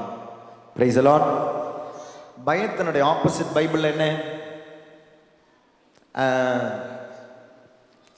What is opposite of fear? Opposite of fear is faith. Courage கிடையாது. கராட்டே கத்துக்கோ, அப்புறம் என்ன, கும்ஃபு கத்துக்கோ, அதெல்லாம் கத்துக்கோ. ஆனா நம்பிக்கையே கத்துக்கோ. நம்பிக்கையை தயவு செய்து கத்துக்கோ. இன்னைக்கு நிறைய பேர் கராட்டா கிளாஸ், அப்புறம் என்ன class, dance class, music class, silambam class, Bharatanatyam class, இவ்வளோ கிளாஸ் இருக்கு. நம்பிக்கைக்கு கிளாஸ் கிடையாது. Praise the Lord. நம்பிக்கையினுடைய கிளாஸ் என்னன்னு சொல்றேன், நல்லா கவனிங்க. Praise the Lord. ஹல்லேலூயா. நம்பிக்கையினுடைய லெவல் சொல்றேன், நல்லா கவனிங்க, அப்பதான் புரியும். ஒரு குழந்தை பிறந்ததிலிருந்து ஒரு குழந்தையுடைய 3 வயசு வரை, குழந்தைங்களுக்கும் புரிஞ்சுக்கணும், பெரியவங்களும் இதை புரிஞ்சுக்கணும். ஒரு குழந்தை பிறந்ததிலிருந்து குழந்தையினுடைய 3 வயசு வரை அதுக்கு சொல்ற வார்த்தை என்ன தெரியுமா? Pre stage faith. Pre stage faith. ஆமா, இதில் குழந்தையுடைய அந்த விசுவாசம் என்பது அந்த அப்பா அம்மா கிட்ட இருந்து அவங்களுடைய அந்த விசுவாசத்திலிருந்து தாயின் கருவில் இருந்து வந்த விசுவாசம், ப்ரீ ஸ்டேஜ் ஃபெய்த். ரெண்டாவது 3 வயசுலேருந்து 7 வயசு வரை அந்த குழந்தையோட விசுவாசம் எப்படி வளருது அப்படின்னா இட் இஸ் ப்ரொஜெக்டிவ் ஃபெய்த். அப்பா அம்மா எப்படி செபிக்கிறாங்க, அப்பா அம்மா எப்படி கோயிலுக்கு போகிறாங்க, அப்பா அம்மா எப்படி கடவுளை நம்புகிறாங்க, இல்லை வீட்டில் தாத்தா பாட்டியெல்லாம் இருந்தாங்கன்னா அவங்க எப்படி கடவுளை நம்புகிறாங்க, அவங்க எப்படி சர்ச்சுக்கு போகிறாங்க, இதான் ப்ரொஜெக்டிவ் ஃபெய்த். அந்த குழந்தைக்கு எப்படி ப்ரொஜெக்ட் பண்ணுறாங்க. இந்த நேரத்தில் நீங்கள் யோசிச்சு பாருங்கள், உங்களுடைய வீட்டில் விசுவாசம் இல்லை, உங்களுக்கு ஒரு அப்பா அம்மாவா உங்களுக்கு விசுவாசம் இல்லை, நீங்கள் ஒழுங்காக கோயிலுக்கு போகாதவங்க, நீங்கள் பாவ சங்கீர்த்தனம் செய்யாதவங்களாலாம் இருந்தால் ப்ரொஜெக்டிவ் ஃபெய்த்தில் உங்களுடைய குழந்தை ரொம்ப ரொம்ப ரொம்ப மோசமாக தான் இருக்கும். விசுவாசம் கிடைக்கவே இல்லை. 3வது லெவல் 7லிருந்து 12 வயசு வரை கேட்டிக்ஸம் கிளாஸில் கிடைக்கிற ஃபெய்த் இருக்குது, லிட்டரல் ஃபெய்த். கேட்டிக்ஸ்க்கு அனுப்புறீங்க, புக்கில் படிக்கிறாங்க, பைபிளை படிங்கன்றீங்க, இந்த மாதிரி தியானங்களுக்கெல்லாம் கொண்டு வரீங்க. 7லிருந்து 12 வயசு வரை அப்படின்றது லிட்டரல் ஃபெய்த், லிட்ரேச்சர்லேருந்து கிடைக்கிற ஃபெய்த், புக்கிலிருந்து கிடைக்கிற ஃபெய்த், கேட்டிக்ஸம் நோட்டிலிருந்து கிடைக்கிற ஃபெய்த். இந்த ஃபெய்த் லெவலில் உங்களுடைய குழந்தை எங்கே இருந்தான், எப்படி இருந்தான் யோசிச்சு பாருங்க. அப்போ அதுக்கு ஃபெய்த் கிடைச்சிருக்குமா? புக்கில் நீங்கள் வாசிச்சு கொடுக்கல, கேட்டிக்ஸ்க்கு நீங்கள் அனுப்பலை, அப்போ அந்த பையனுடைய அந்த பொண்ணுடைய ஃபெய்த் லெவல் எப்படி இருக்கும்? 4வது இந்த 12லிருந்து 18 வயசு வரை குழந்தையினுடைய ஃபெய்த். குழந்தை இருக்கிறவங்களுக்கும் குழந்தையிலிருந்து வளர்ந்து பெரியவங்களா இருக்கிறவங்களுக்கும் இந்த ஃபெய்த்து, இந்த குழந்தைங்களுடையது கன்வென்ஷனல் ஃபெய்த். அதாவது அவங்களுடைய சுற்றி இருக்கிறவங்க அதிகமாக இவங்க யோசிப்பாங்க இந்த கன்வென்ஷன். ஏன்னா அவங்க வீட்டுக்கெல்லாம் போகிறாங்க, கோயிலுக்கு போகிறாங்க, உறவினர்களோடலாம் பங்கு வைக்கிறாங்க.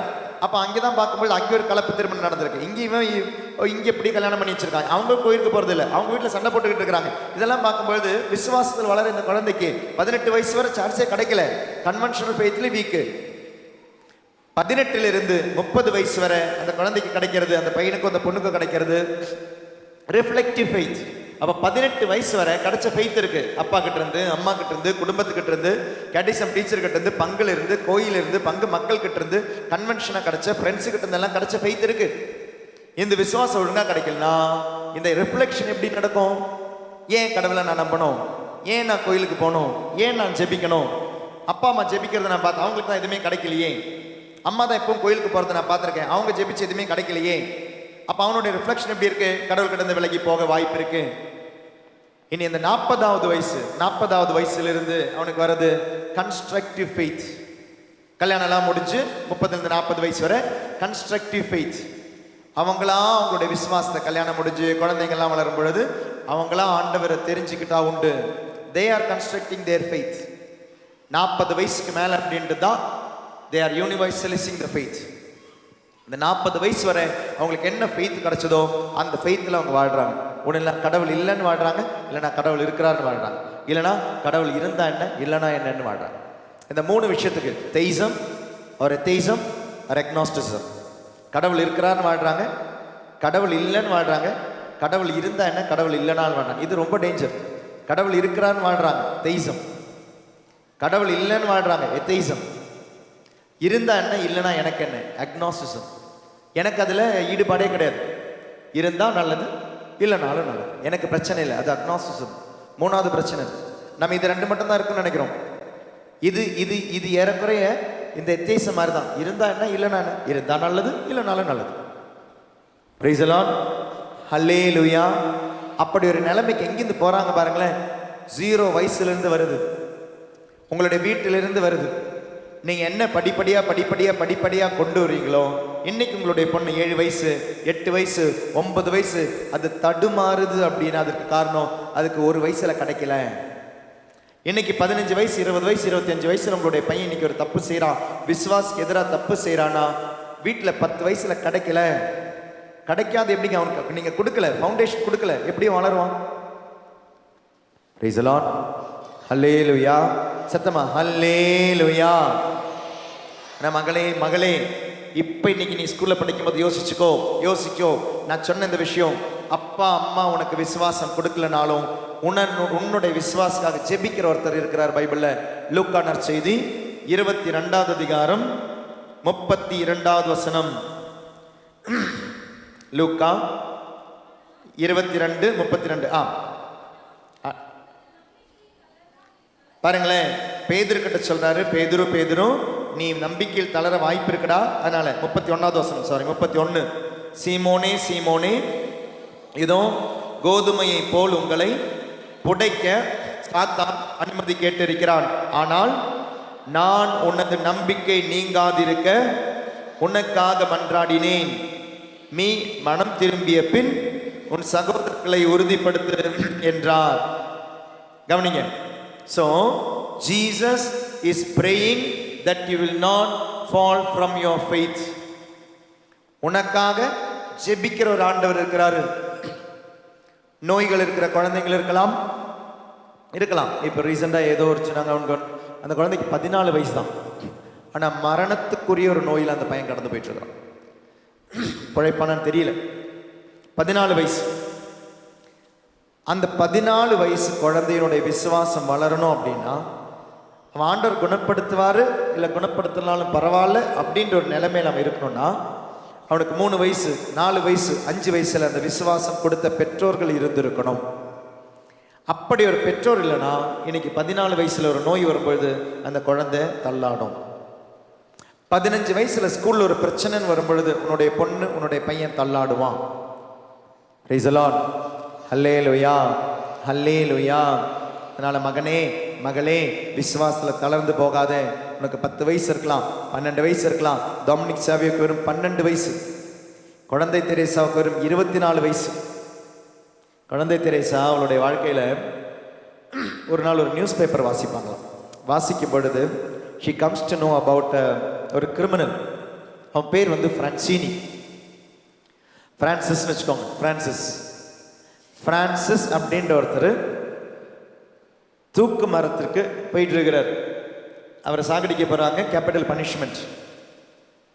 அவரை தூக்கில் மாட்டி சாகடிக்க போறாங்க. ஆனால் அவர் ரொம்ப கொடுமையான குற்றவாளி, மனம் திரும்பாம சாவுக்கு தயாரிக்கிறார். அவர் யாருன்னு கூட தெரியாது இந்த குழந்தை தெரேசா. அந்த குழந்தை தெரேசாவுக்கு யாருன்னு கூட தெரியாம பேப்பரில் பார்த்துக்கிட்டு இருந்த குழந்தை தெரேசா அவனுக்காக அன்னைக்கு ஜெபிக்க ஆரம்பிப்பான். அவன் சாகிறதுக்கு முன்னால, ஆண்டவரே அவனுக்கு மனம் திரும்புதல் வேணும், மனம் திரும்புதல் வேணும், மனம் திரும்புதல் வேணும். அப்படி அவனுக்காக ஜெபிச்சு ஜெபிச்சு ஜெபிச்சு ஜெபிச்சு ஜெபிச்சு அவனுடைய அந்த மரணத்தினுடைய அந்த நாள், தூக்கு தண்டனையுடைய நாள் வந்து பேப்பரில் இருக்கும். அவனுடைய தூக்கு தண்டனை நாளுக்கு அடுத்த நாள் ரொம்ப தீவிரமாக இந்த பேப்பர் வந்துச்சான்னு பார்க்குறாங்க. ஏன்னா பேப்பரில் இவனை பற்றி கண்டிப்பாக நியூஸ் இருக்குன்னு அவங்களுக்கு தெரியும். அவன் எப்படி இறந்தான்னு அவங்களுக்கு தெரியணும். அடுத்த நாள் பார்க்கும்போது அவனுடைய அந்த மரண வார்த்தை பேப்பரில் இருக்குது. அந்த பேப்பரில் அவங்க போட்டிருக்கிற அது he made a confession before his death. மனம் மாறிய பிறகு அவன் தூக்கு தண்டனைக்கு கடந்து போகிறான். மனமே மாற மாட்டேன், நான் சாகிற வரை நான் இப்படியே தான் இருப்பேன்னு சொன்னவன் எங்கேயோ இருந்த ஒரு பொண்ணு அவளுடைய ஜெபத்தால் ஒருத்தருடைய மனமாற்றத்திற்கு காரணமாக அன்னைக்கு அவளுக்கு 24 வயசு. Price the Lord, praise the Lord. ஒரு நேரம் ஒரு குழந்தை வந்து மணலில் விளையாடிக்கிட்டு இருக்கும்பொழுது இந்த பக்கம் நிற்கிறது வந்து தெரேசா ஆவிலா. அந்த குழந்தைய பார்த்து கேட்பாங்க, குழந்தை நீ யாருன்னு? Price the Lord. மைக் செட்டே ஆகலை. உங்களுக்கு கேட்குதா ஒழுங்கா? ஓகே. அப்போ குழந்தை தெரேசா வந்து தெரேசா ஆவிலா வந்து அந்த குழந்தைகிட்ட கேட்பாங்க, நீ யார்? அப்போ அந்த குழந்தையை பார்த்து அந்த குழந்தை தெரேசா கிட்ட சொல்லும், குழந்தை தெரேசா கிட்ட கேட்பாங்க, நீ யார், உன் பேர்? அப்போ தெரேசா ஆவிலா குழந்தைகிட்ட சொல்லுவாங்க, நான் இயேசுவின் தெரேசா, நான் இயேசுவின் தெரேசா. அப்போ திரும்பவும் தெரேசா வந்து அவங்ககிட்ட கேட்பாங்க, உங்கள் பேர் என்ன குழந்தை சொல்லுங்க. அப்போ அந்த குழந்தை சொல்லும், நான் தெரேசாவின் குழந்தை இயேசு. Praise the Lord. நான் தெரேசாவின் குழந்தை இயேசு. Praise the Lord. ஹல்லேலூயா. அப்புறம் அந்த குழந்தை அங்கேருந்து மறைஞ்சு போயிடும். அப்போ தான் அது தெரியுது, அது வந்தது இயேசு கிறிஸ்து தான், உண்மையாகவே இயேசு கிறிஸ்து தான். அதே மாதிரி இந்த பிரான்சிஸ் அசிசிக்கு வந்து தொழுநோயாளர்களை பார்த்தாலே பயம். ஆனால் அவர் ஆண்டவர் பற்றி அதிகமாக தெரிஞ்சு அந்த ஒரு ஆசைக்கு, அந்த பாசத்துக்கு ஆண்டவர்கிட்ட நெருங்கணும்னு வரும்பொழுது ஒரு நாள் உண்மையாகவே ஒரு தொழுநோயாளரை அவர் கண்ணு முன்னால் பார்ப்பார். கண்ணு முன்னால் பார்த்த உடனே ஃபஸ்ட்டு பயந்து ஓடிடுவார். ஓடின பிரான்சிஸ் திரும்பி வந்து அவர் யோசிப்பார், ஐயோ நான் இவர்கிட்ட இருந்து விலகி போயிட்டேன்னா அந்த தொழுநோயாளருக்கு எவ்வளோ கஷ்டம் வரும், ஆண்டவருக்கு எவ்வளோ வருத்தம் வரும். அதனால் நான் என்ன பண்ண போகிறேன், நான் அந்த தொழுநோயாளரை போய் கட்டி பிடிக்க போகிறேன். அந்த தொழுநோயாளரை போட்டு கட்டி அரவணைப்பார் பிரான்சிஸ் அசிசி. அரவணைத்து என்ன தெரியுமா பண்ணுவார், அவருடைய ஒவ்வொரு காயம் இருக்கு இல்லையா, அந்த காயத்தில் முத்தமிடும் பொழுது, ஒவ்வொரு காயத்திலையும் முத்தமிடும் பொழுது அந்த காயங்கள் அங்கேருந்து காணாமல் போகும். தொழுநோயாளருடைய உடம்புல எல்லா இடத்துலையும் முத்தம் கொடுக்கும் பொழுது கடைசியில் பார்த்தா அந்த தொழுநோயாளருடைய உடம்புல ஒரு காயமும் இல்லை, ஆனால் 5 காயம் மட்டும் மிச்சம் நிற்கும். அந்த 5 காயம் மிச்சம் நிற்கும் போது தான் தெரியுது, நான் தொட்டு அரவணைத்து முத்தமிட்டது இயேசு கிறிஸ்துவை என்பது. Price the Lord. அந்த தொழுநோயாளர் அங்கிருந்து மறைஞ்சு போயிடுவார். அன்பார்ந்தவர்களே, ஆழமான விசுவாசம் கிடைக்கணும்னா, ஆழமான இறை நம்பிக்கை கிடைக்கணும்னா ஆழமான அன்பு வேணும். அந்த ஆழமான அன்பிற்கு பயம் தடையா நிற்கும். எங்கு பயம் இருக்கோ அங்கே அன்பு இல்லை, எங்கு பயம் இருக்கோ அங்கே அன்பு இல்லை. அதனால் உங்களுடைய வாழ்க்கையில் பயம் இருந்தால் அன்பு விசுவாசத்தில் உங்களால் வர முடியாது. அன்பு விசுவாசத்தில் உங்களால் வளர முடியலைன்னா கண்டிப்பாக ஆண்டவருடைய திட்டம் உங்களால் நிறைவேற்ற முடியாது. மழையை அனுபவிக்கணும்னா மழையில் போய் நிற்கணும். கடவுளுடைய அன்பு அனுபவிக்கணும்னா கடவுளுடைய அன்புக்கு கீழே போய் நிற்கணும். அந்தோனியார் முன்னால் குழந்தை இயேசு வரும் பொழுது அந்த குழந்தை இயேசு எடுத்து தாலாட்டி அவர் கொஞ்சுவார். அதனால் அந்தோனியார் கையில் எப்பவுமே இந்த குழந்தை இயேசு தவழ்வதை நம்ம பார்த்துருக்கோம். அவருடைய பைபிளில் கூட, அவருடைய ஃபோட்டோ கூட நீங்கள் பார்த்தீங்கன்னா பைபிளில் மேலே ஒரு குழந்தை இயேசு நிற்கிறதா நீங்கள் பார்த்துருப்பீங்க. He was very close to infant Jesus. ஆண்டவருடைய அன்பில் நீங்கள் முழுகணும்னா, ஆண்டவருடைய விசுவாசம் நீங்கள் முழுகணும்னா, அந்த அனுபவம் வேணும்னா அதில் போய் நில்லுங்க. நிற்காம கிடைக்காது. பயம் இருந்தால் அது கிடைக்கவே கிடைக்காது. பாழா போன எக்ஸாமுக்கெல்லாம் பயந்துகிட்டு இருக்கிறீங்க. சாதாரணமாக கடந்து போக வேண்டிய விஷயம் இதெல்லாம்.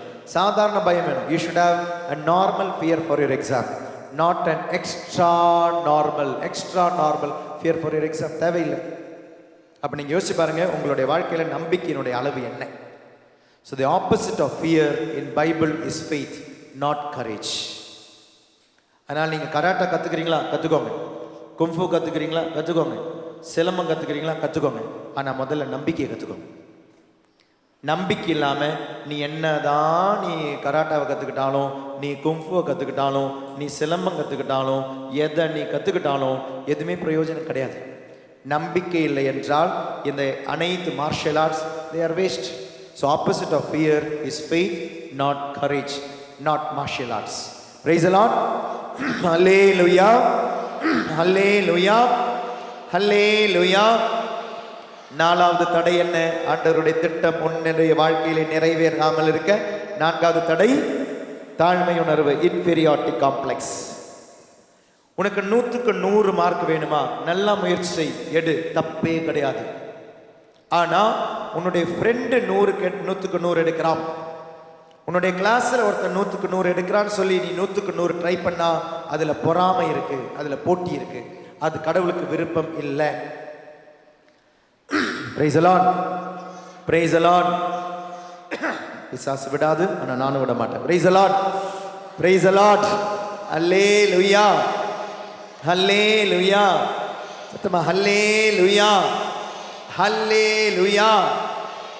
அன்பார்ந்தவர்களே, என தாழ்மை உணர்வு அது எல்லாருக்குமே இருக்கு, பிள்ளைகளிலிருந்து எல்லாருக்குமே இருக்கு. வின்சென்ட் டி பாலுடைய வாழ்க்கையில நம்ம நாளைக்கு சொல்லியிருக்கிறது, வின்சென்ட் டி பால் வந்து ஏழ்மையா இருந்தார், அவர் விரும்பவே இல்லை. அதனால அப்பா அம்மாவை வெறுத்தார். Because he was a poor man. அப்பா ஒரு விவசாயி அப்படின்றதுனால இன்னைக்கு உங்களுடைய PTA மீட்டிங் அப்பாவை விருப்பப்பட்டு கொண்டு போறீங்களா? அம்மாவை விருப்பப்பட்டு கொண்டு போறீங்களா? அப்பா அம்மா என்னுடைய ஸ்கூலில் இன்னைக்கு PTA மீட்டிங்க்கு வான்னு சொல்றியா? இல்லை அப்பா அம்மாவுக்கு வயசாயிடுச்சு, அப்பாவுக்கு அழகில்லை, அம்மாவுக்கு அழகில்லை, இங்கிலீஷ் படிக்க தெரியாது, அவங்களுக்கு இங்கிலீஷ் படிக்க தெரியாது, ஆனா உன்னை இங்கிலீஷ் மீடியத்துல படிக்க வச்சிருக்கிறாங்க. ஆனா இங்கிலீஷ் மீடியத்துல படிக்கிற நீ அப்பா அம்மாவை இங்கிலீஷ் தெரியல நீ மட்டமா நீ பாக்குற அப்படின்னா, அப்பாவுக்கு ஒரு சிக்னேச்சர் போட தெரியல நீ நினைக்கிறனா, அப்பாவுக்கு ஒரு கெத்து இல்லை நீ நினைக்கிறனா, அம்மாவை பார்க்க அவங்கள மாதிரி அழகு இல்லை நீ நினைக்கிறனா, you are filled with inferiority complex. கடவுள் நீ கேட்காம கடவுள் தந்த கிஃப்ட் அப்பா அம்மா. கடவுள் உனக்கு தந்த கிஃப்ட் உன்னுடைய ஃபேமிலி. எனக்கு இந்த அப்பாவை வேணும் இந்த அம்மாவை வேணும்னு என்னைக்காவது நீ கேட்டிருக்கிறியா? சூப்பர் மார்க்கெட்ல போய் எடுத்துட்டு வந்தியா? பக்கத்தில் இருக்கிற சூப்பர் மார்க்கெட்ல போய் எனக்கு இந்த சோப்பு வேணும், எனக்கு இந்த பவுடர் வேணும், எனக்கு இந்த பேஸ்ட் வேணும் அப்படின்ற மாதிரி எனக்கு இந்த அப்பாவை வேணும், எனக்கு இந்த அம்மாவை வேணும்னு போய் எடுத்துட்டு வந்தீங்களா? இல்ல. உங்க அப்பா உங்க அம்மா ஆண்டவர் உனக்காக தேர்ந்தெடுத்த கிஃப்ட். அதுல குறை இருக்கலாம், ஆனால் அதுல குற்றம் இல்லை. குறை இருக்கலாம், அப்பாவுக்கு அழகு இல்லாம இருக்கலாம், அம்மாவுக்கு அழகு இல்லாம இருக்கலாம், அப்பாவுக்கு படிப்பு இல்லாம இருக்கலாம், நல்லவரா இருக்கலாம், கெட்டவரா இருக்கலாம், குடிக்கிறவரா இருக்கலாம். எதுவா இருந்தாலும் ஆண்டவர் உனக்கு தந்த பேரண்ட்ஸ். ஆண்டவர் உனக்கு தந்த பேரண்ட்ஸ். அதே மாதிரி உன்னுடைய அமைப்பு, நீ குள்ளமா இருக்கலாம், நீ உயரமா இருக்கலாம், நீ குண்டா இருக்கலாம், நீ ஒல்லியா இருக்கலாம். உன்னால் வந்தது அப்படின்னா நீ மாத்தணும். உன்னால் மாற்ற முடியாதுன்னா accept it. Why you should be inferior? Inferiority complex will move away from God. Will make you move away from your God. கடவுள் கிட்ட இருந்து உன்னை பிரிக்கும் கண்டிப்பா. ஏன்? ஏன்னா எனக்கு என்னையே பிடிக்கல, எனக்கு என்ன பிடிக்காத பொழுது how can I love him? எனக்கு என்ன அன்பு செய்ய முடியல, எனக்கு எப்படி அவன் அன்பு செய்ய முடியும்? எனக்கு என்ன அன்பு செய்ய முடியல, எனக்கு எப்படி கடவுள் அன்பு செய்ய முடியும்? நம்ம கவனிக்காத ஒரு விஷயம் இன்ஃபீரியாரிட்டி காம்ப்ளெக்ஸ். அந்த இன்ஃபீரியாரிட்டி காம்ப்ளெக்ஸ் கண்டிப்பா உன்னுடைய வாழ்க்கையை தகர்க்கும். அது உன்னுடைய படிப்பை பாதிக்கும், அதனுடைய படிப்பு உன்னுடைய குடும்ப உறவுகளை பாதிக்கும். அதனால இந்த இன்ஃபீரியாரிட்டி காம்ப்ளெக்ஸ்ல இருந்து வெளியே வரதுக்கு என்னெல்லாம் செய்ய முடியுமோ அதை தான் நீ செய்வ. your focus will be on your dress, your focus will be on material things, your focus will be உன்னுடைய அந்த கெத்து. ஸ்கூலுக்கு இந்த ட்ரெஸ் எனக்கு அப்பா வாங்கி கொடுக்கல, அம்மா எனக்கு இது வாங்கி கொடு அப்படின்னு சொல்லி நீ கேட்டிருக்கிற, அம்மா உனக்கு அது வாங்கி கொடுக்கல, நான் ஸ்கூலுக்கு போக மாட்டேன்னு சொல்லி அடம் பிடிச்சிருக்கலாம். எனக்கு இந்த ட்ரெஸ் ஆன்லைன்ல வாங்கி கொடு, வாங்கி கொடுக்கல நான் நாளைக்கு ஸ்கூல் போக மாட்டேன். ஏன்னா அந்த ட்ரெஸ் தான் உன்னை அழகப்படுத்துதுன்னு நினைக்கிறேன். உனக்குன்னு ஒரு அழகு இல்லை. Inferiority complex. இந்த மேக்கப் இருந்தால் தான் நான் போவேன். ஏன்னா சில்ட்ரன்ஸ் டேக்கு கலர் ட்ரெஸ் அன்னைக்கு தான் நம்ம போடுற அந்த கலர் ட்ரெஸ்னுடைய கெத்தெல்லாம் நம்ம மற்றவங்களுக்கு போய் காமிப்போம். பிக்னிக் அப்படின்னு ஒரு நாள் இருக்கும், அன்னைக்கு தான் நம்ம போய் அந்த கெத்தெல்லாம் காமிப்போம். இல்லைன்னா சாதாரணமாக எல்லாருக்குமே யூனிஃபார்ம், சாதாரண சாப்பாடு. இந்த வருஷத்துல ஒரு தினம் பிக்னிக் வரும் பாரு, அந்த பிக்னிக் தான் நம்மளுடைய எல்லா கெத்து, நம்மளுடைய கலர் ட்ரெஸ், நம்மளுடைய சாப்பாடு, நம்மளுடைய அதெல்லாம் காமிக்கிறது. சாதாரணமா சாப்பாடு அம்மா சமைச்சு தருவாங்க, சோறு சமைச்சு தருவாங்க. அந்த சோறெல்லாம் நமக்கு பிடிக்காது. நூடுல்ஸ். ஏன்னா அந்த பொண்ணு நூடுல்ஸ் கொண்டு வரா. அவங்க என்ன கொண்டு வராங்க? அவ பாஸ்தா கொண்டு வரான். அம்மா உனக்கு பாஸ்தா என்னம்மா அப்படின்னு அம்மா. Price the Lord. அம்மா பிஸ்தா தான் கேள்விப்பட்டிருக்காங்க, அம்மா பாஸ்தா கேள்விப்பட்டது கிடையாது. அந்த ஃப்ரெண்டு கொண்டு வரான், அதனால நீயும் சமைக்கணும். எனக்கு பர்கர் சாப்பிட்டாதான் இன்னைக்கு என்னமோ ஒரு அதுல ஒரு கெத்து. இன்னைக்கெல்லாம் பீஸா சாப்பிட்டா அது மாதிரி ஹோட்டல்ல போய் அப்படி செல்ஃபி எடுத்து அப்படி ஸ்டேட்டஸ்ல போட்டாதான் கெத்து. பிச்சைக்காரி பிச்சைக்காரி பிச்சைக்காரா இல்ல? ஸ்டேட்டஸ் போடும் பொழுது நான் இங்க இருக்கிறேன், நான் இந்த இதுல இருக்கிறேன், இன்ஸ்டால இதை போட்டுட்டேன். உண்மையாவே you are begging for appreciation, you are begging for love, you are begging for acknowledgement. அதனால தான் கூப்பிட்டேன் பிச்சைக்காரா பிச்சைக்காரி. praise the lord. ஹல்லேலூயா ஹல்லேலூயா. யாராவது இப்படி உங்களை திட்டணும்ல, சொர்ண வர மாதிரி இல்ல? நான் இந்த இடத்துக்கு போயிருக்கிறேன், நான் இங்க பிக்னிக் போயிருக்கோம். ஏப்ரல் மே மாசமான நாங்க எங்க போறோம்? நாங்க பிக்னிக்கு போறோம், நாங்க வீட்டுல இருந்து டூருக்கு போறோம். அதோ ஸ்டேட்டஸ், அதோ ஃபேஸ்புக், அதோ இன்ஸ்டாகிராம். எதுக்கு உனக்கு இன்ஸ்டாகிராம் இந்த வயசுல? எதுக்கு உனக்கு ஃபேஸ்புக் இந்த வயசுல? அப்பா சொன்னா புரியல, அம்மா சொன்னா புரியல. பாவம் செய்பவன் பாவத்திற்கு அடிமை, இன்ஸ்டாகிராம் யூஸ் பண்றவன் இன்ஸ்டாகிராம் அடிமை, ஃபேஸ்புக் யூஸ் பண்றவன் ஃபேஸ்புக் அடிமை, யூடியூப் யூஸ் பண்றவங்க யூடியூபுக்கு அடிமை. இன்னைக்கு எத்தனை ரீல்ஸ் தெரியுமா இந்த பசங்களுக்கு? ஸ்கூலுக்கு போற பசங்களுக்கு இந்த ரீல்ஸ் பழக்கம். உன்னுடைய போக்கஸ் அப்பா இருக்கு. இது எல்லாமே வரது ஒரு இன்ஃபீரியாரிட்டி காம்ப்ளெக்ஸ் இருந்துன்னு புரிஞ்சுக்கோ. உன்னுடைய வேலை இப்ப என்ன தெரியுமா? அப்பா அம்மா படிக்க வைக்கிறாங்க, படி. உன்னுடைய உன்னுடைய கெத்தை வந்து எனக்கு ஆண்டவர் ஏன் இந்த நாளை தந்திருக்கிறார் அதுல காமி. If you really feel inferior, you want to prove that you are a superior. If you really feel that you are inferior, you want to prove that you are superior. And the superiority நீ use பண்றதா இந்த social media. ஒரு முறை ஒரு குடும்பத்தில் பயங்கர பிரச்சனை. அவங்க வந்து சொன்னாங்க, ஃபாதர் குடும்பத்தில் பிரச்சனையாவே இருக்கு, என்ன செய்யறதுனே தெரியல. அவங்களுக்கு நான் ஃபர்ஸ்ட் சொன்ன விஷயம் என்ன தெரியுமா? உங்களுடைய வீட்டில் இருந்து நீங்க போற விஷயங்கள் எல்லாமே ஃபேஸ்புக்ல போடுறீங்களான்னு போட்டோஸ். ஆமா ஃபாதர், ஹஸ்பண்ட் அண்ட் ஒய்ஃப்குள்ள அவ்வளோ சண்டை. போட்டதை நிறுத்துங்க அப்படின்னு போட்டதை நிறுத்தாங்க. இன்னைக்கு அந்த குடும்பம் நிம்மதியா இருக்கு. ஃபேஸ்புக்கில் அவங்க அந்த சந்தோஷமா இருக்கிற விஷயங்கள் எல்லாமே நிறுத்திட்டாங்க, போடுறதை நிறுத்திட்டாங்க. போட்டுட்டு இன்னைக்கு குடும்பம் நல்லா இருக்கு. ஹஸ்பண்ட் அண்ட் ஒய்ஃப்குள்ள சண்டை இல்லை, பிரச்சனை இல்லை, நிம்மதியா இருக்கிறாங்க. பிரைஸ் தி லார்ட், ஹல்லேலூயா. அதனால் இந்த தாழ்மை உணர்விலிருந்து நிறைய விஷயங்கள் உங்களுடைய கேரக்டராக வெளிப்படலாம். கவனமாக இருங்க. இது ஆண்டவருடைய திட்டம் உன்னுடைய வாழ்க்கையிலே நிறைவேற்ற தடையாக இருக்கும். 4 விஷயங்கள் என்னெல்லாம் சொல்லுங்க. ஃபர்ஸ்ட் பாவம், 2 காயம், 3 பயம், 4 தாழ்மை உணர்வு. இந்த 4மே கடவுளுடைய திட்டம் உன்னுடைய வாழ்க்கையிலே நிறைவேற தடையாக இருக்கும். பாவங்கள், காயங்கள், பயங்கள், தாழ்மை உணர்வு. இந்த தாழ்மை உணர்விலிருந்து போற விஷயங்கள் தான், பாவங்களிலிருந்து போற விஷயம்தான், காயங்களிலிருந்து போற விஷயம் தான் நம்ம காதல். தயவு செய்து உங்களுக்கு ஒரு ஹீரோ காதலிக்க சொல்லி கொடுப்பாரு, அவர் உங்களுடைய குடும்பத்தை வந்து பார்த்துக்க மாட்டார். ஒரு ஹீரோயின் காதலிக்க சொல்லி கொடுப்பாங்க, அவங்க உங்களுடைய குடும்பத்தை வந்து பார்த்துக்க மாட்டாங்க. நாளைக்கு நீ டிவோர்ஸுக்கு போறியா, நீ நாளை சண்டைக்கு போடுறியா, அது அவங்களுடைய பொறுப்பே கிடையாது. காதலிக்கிறது சினிமாவில் காமிச்சாதான் நீ காசை கொடுத்து அந்த சினிமாவை பார்ப்பேன். அதனால காதலிக்கிறத காமிக்கிறாங்க இல்லையா, அரைக்குறை ட்ரெஸ்ஸை காமிக்கிறாங்க. தயவு செய்து உன்னுடைய வாழ்க்கையில் அதுக்குள்ளே போகாதே. அதான் ஃபர்ஸ்டே சொல்லிட்டேன், அப்பா அம்மா கிட்ட பொய் சொல்லாதீங்க. பொய் சொன்னீங்கன்னா பொய் சொல்கிற உறவுகளுக்குள்ளே போவீங்க. பொய் சொல்கிற உறவுக்குள்ளே போயிட்டீங்கன்னா பல தவறான உறவுகள் வரும். உங்களுடைய வாழ்க்கையில் நாளைக்கு நீங்கள் கஷ்டப்படுறதுக்கான எல்லா வாய்ப்புகள் இருக்குது. அதனால் எல்கேஜி படிக்க வேண்டிய வயசில் எல்கேஜி படிங்க, 5வது படிக்க வேண்டிய வயசில் 5வது படிங்க, 10வது வயசில் படிக்க வேண்டிய 10வது படிங்க, குடும்பத்தை படிக்க வேண்டிய வயசில் குடும்பத்தை படிங்க.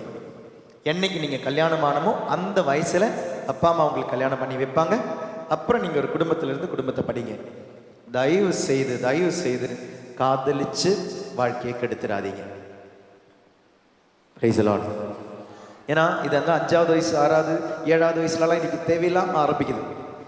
இது ஆரம்பிக்கிற ஒரு விஷயம், யூ ஃபீல் இன்ஃபீரியர். யாராவது உனக்கு பாய் ஃப்ரெண்ட் இல்லைன்னா இன்னைக்கு ஒரு பொண்ணு நினைக்கிற விஷயம் என்ன தெரியுமா? நான் அவளை பார்க்க அசிங்கமாக இருக்கிறேன் அப்படின்றான். நான் பார்க்க அசிங்கமாக இருக்கிறேன், அதனால எனக்கு பாய் ஃப்ரெண்ட் இல்லை. நான் பார்க்க ஒரு கெத்தா இல்லை, அதனால எனக்கு கேர்ள் ஃப்ரெண்ட் இல்லை. Inferiority complex.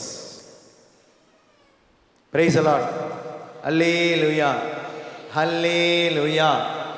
அதனால காதலுடைய ஒரு காரணம் கண்டிப்பாக அதில் தாழ்மை உணர்வு இருக்கு. காதலுடைய இன்னொரு காரணம் வீட்டில் பிலாங்கிங்னஸ் இல்லை. என்னுடைய அப்பா, எனக்காக ஒரு அம்மா இருக்கிறாங்க, எனக்காக ஒரு தம்பி இருக்கிறான், எனக்காக ஒரு தங்கச்சி இருக்கிறாங்க, எனக்குன்னு ஒரு குடும்பம் இருக்கு. when you forget your family you will move away from your family. praise the lord, hallelujah. தந்தை, மகன், தூய ஆவியார் பெயராலே